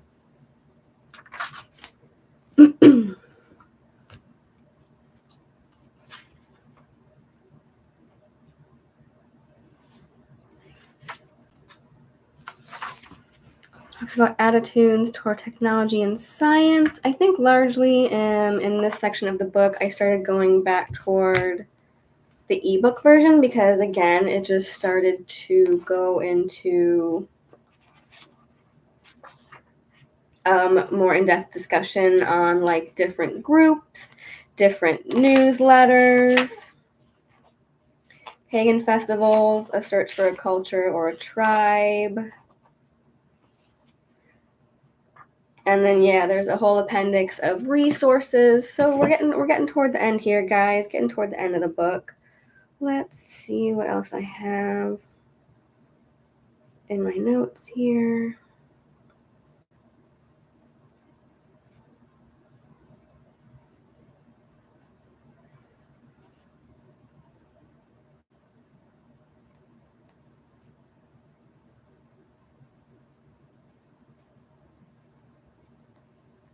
Oh, I thought this was funny. In the 2006 edition,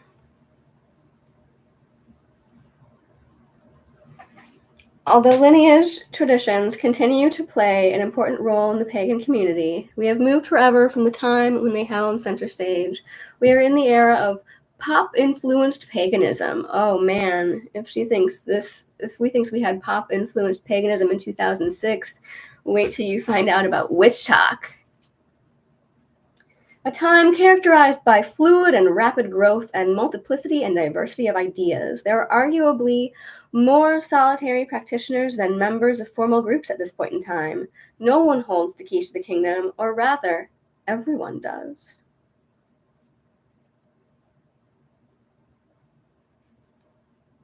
Talks about, more openness to gay and queer pagans, which is great because, all here for that.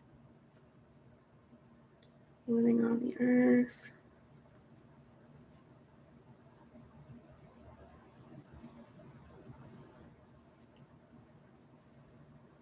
What else?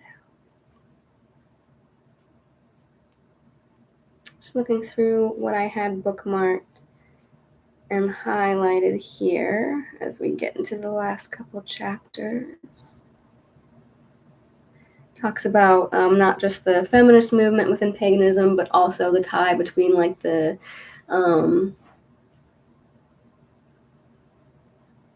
why am I having a total brain fart? Like ecology movement.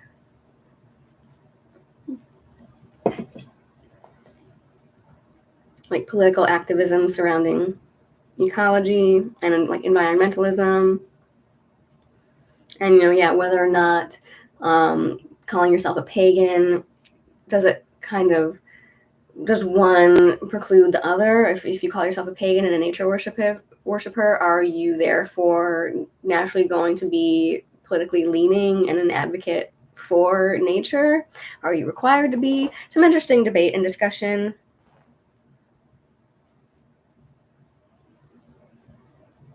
Oh, this was funny. So I highlighted this.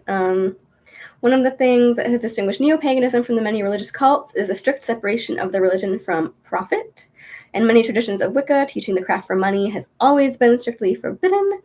And there is a funny saying in the pagan movement, the difference between pagan and New Age is 1 decimal point. In other words, a 2-day workshop in meditation by a New Age practitioner might cost $500, while the same cost given by a pagan might cost $50. And how ethical is it, especially now in these days where everyone has their own channels and Patreons and workshops, and now are we running into a different problem where instead of things being locked behind an initiatory wall and gatekeeping, are things being locked behind a paywall? 21st century paganism.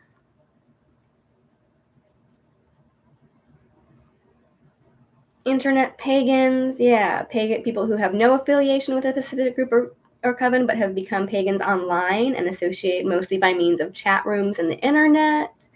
That's definitely a thing. Like now I'm in the Discord. Now there's Discords all the time.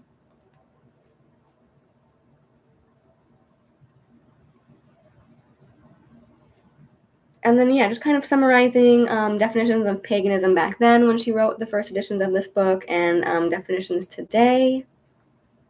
Differences between neo-pagan, contemporary pagan, just pagan, witch, Wicca, like a lot of these terms have come to evolve a lot in their meaning and connotation just in the last the years in which this book has been out.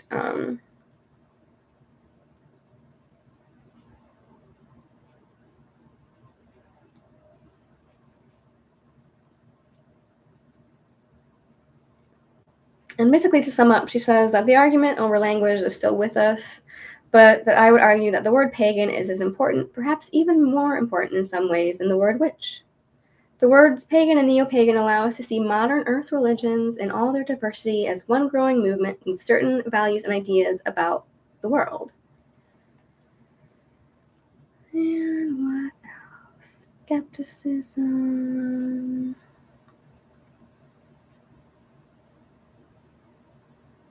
This is where she kind of gets in the philosophical analyses that have taken place over things like paganism and the concepts of magic and believing in magic.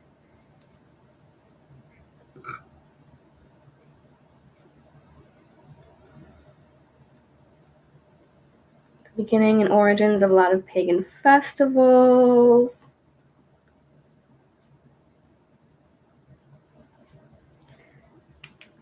And then from there, we kind of get into the appendices.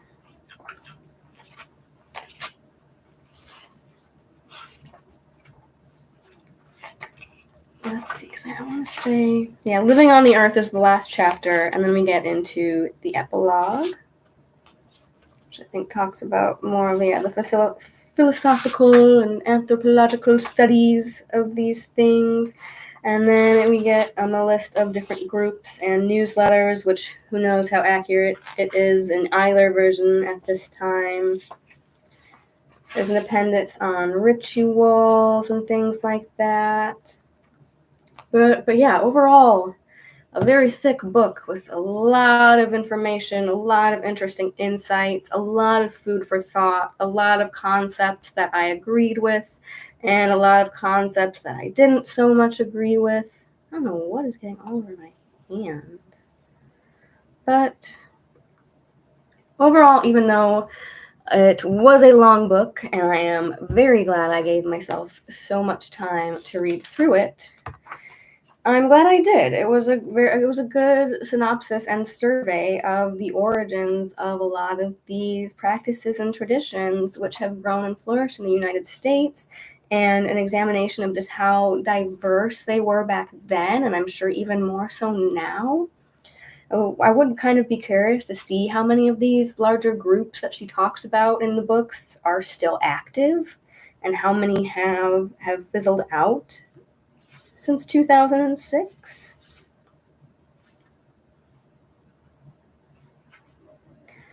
Overall, it's out of my little star rating system here that I had. Overall, I gave it 4 out of 5 stars because it was a very good read, but long and a little bit hard to read since it was written from a scholarly perspective. And enjoyability, I gave it 3.5 out of 5 stars because even though I did, like I said, I did find it informative, it was dense, and definitely had to take some breaks here and there to avoid burnout just from absorbing so much information. And ease of reading, I gave it a 3 out of 5 because even for me, yeah, it is written as a scholarly study / examination / survey of paganism. So it is kind of very wordy and written from a more analytical point of view. But there's a lot of good information in here, especially if, like me, you were someone who was interested in kind of an overall survey of the history of Wicca and witchcraft and its origins, and especially how it kind of grew and it changed and evolved when it came over and spread throughout the United States.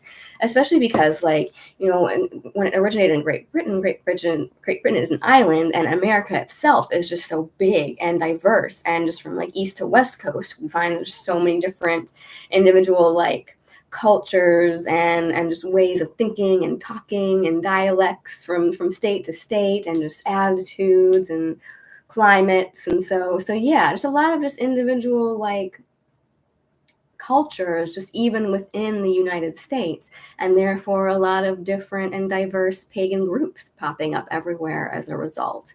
So yeah, I'd be curious to think how you think paganism and especially like heathenry and different pagan groups have changed and evolved.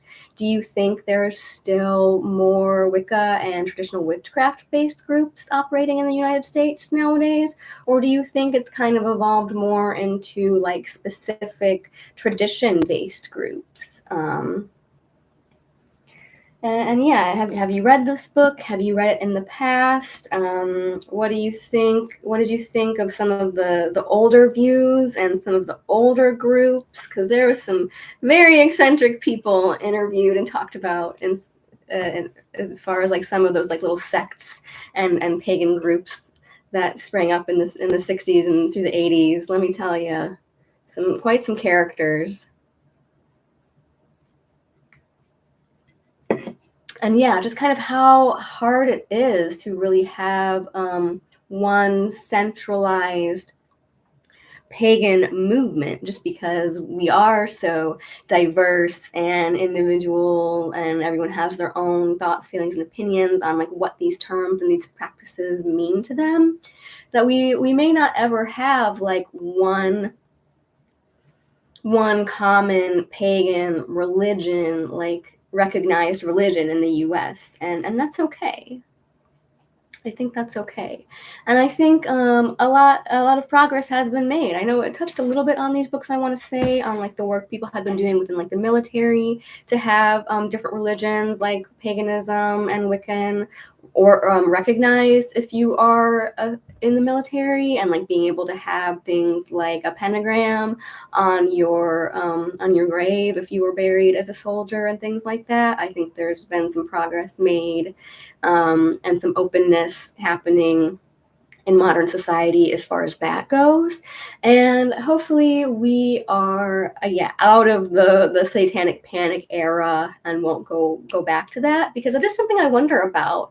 We can still be like very reactionary as a culture, especially in America, and with certain groups being targeted in the United States. It does kind of make me wonder if we will ever see a resurgence of like stigmatizing pagans and witches, or if like witchcraft and the occult has just become so mainstream now. Like I've talked a lot about how you can go into the mall and like go into Spencer's Gifts and buy like crystals and sage and incense now. So yeah, I think with like witch talk and social media and like information being so out there and accessible to people, it is more destigmatized now, hopefully. But yeah, I think I'm gonna start wrapping this up because I've been on here for a long time and I'm starting to get tired and sweaty and out of breath. And we have covered now this whole book. It took a while, but we did it. Yeah, if you've read it, let me know what you think. Let me know if you agree or disagree. Let me know your thoughts on what paganism means to you, what witchcraft means to you, what you think some of the differences are between Wicca versus witchcraft versus pagan groups. If you've been in many different types of groups, let me know like what your experiences were. And yeah, thank you for joining me if you popped in on this live stream. And until next time, stay classy, pagans.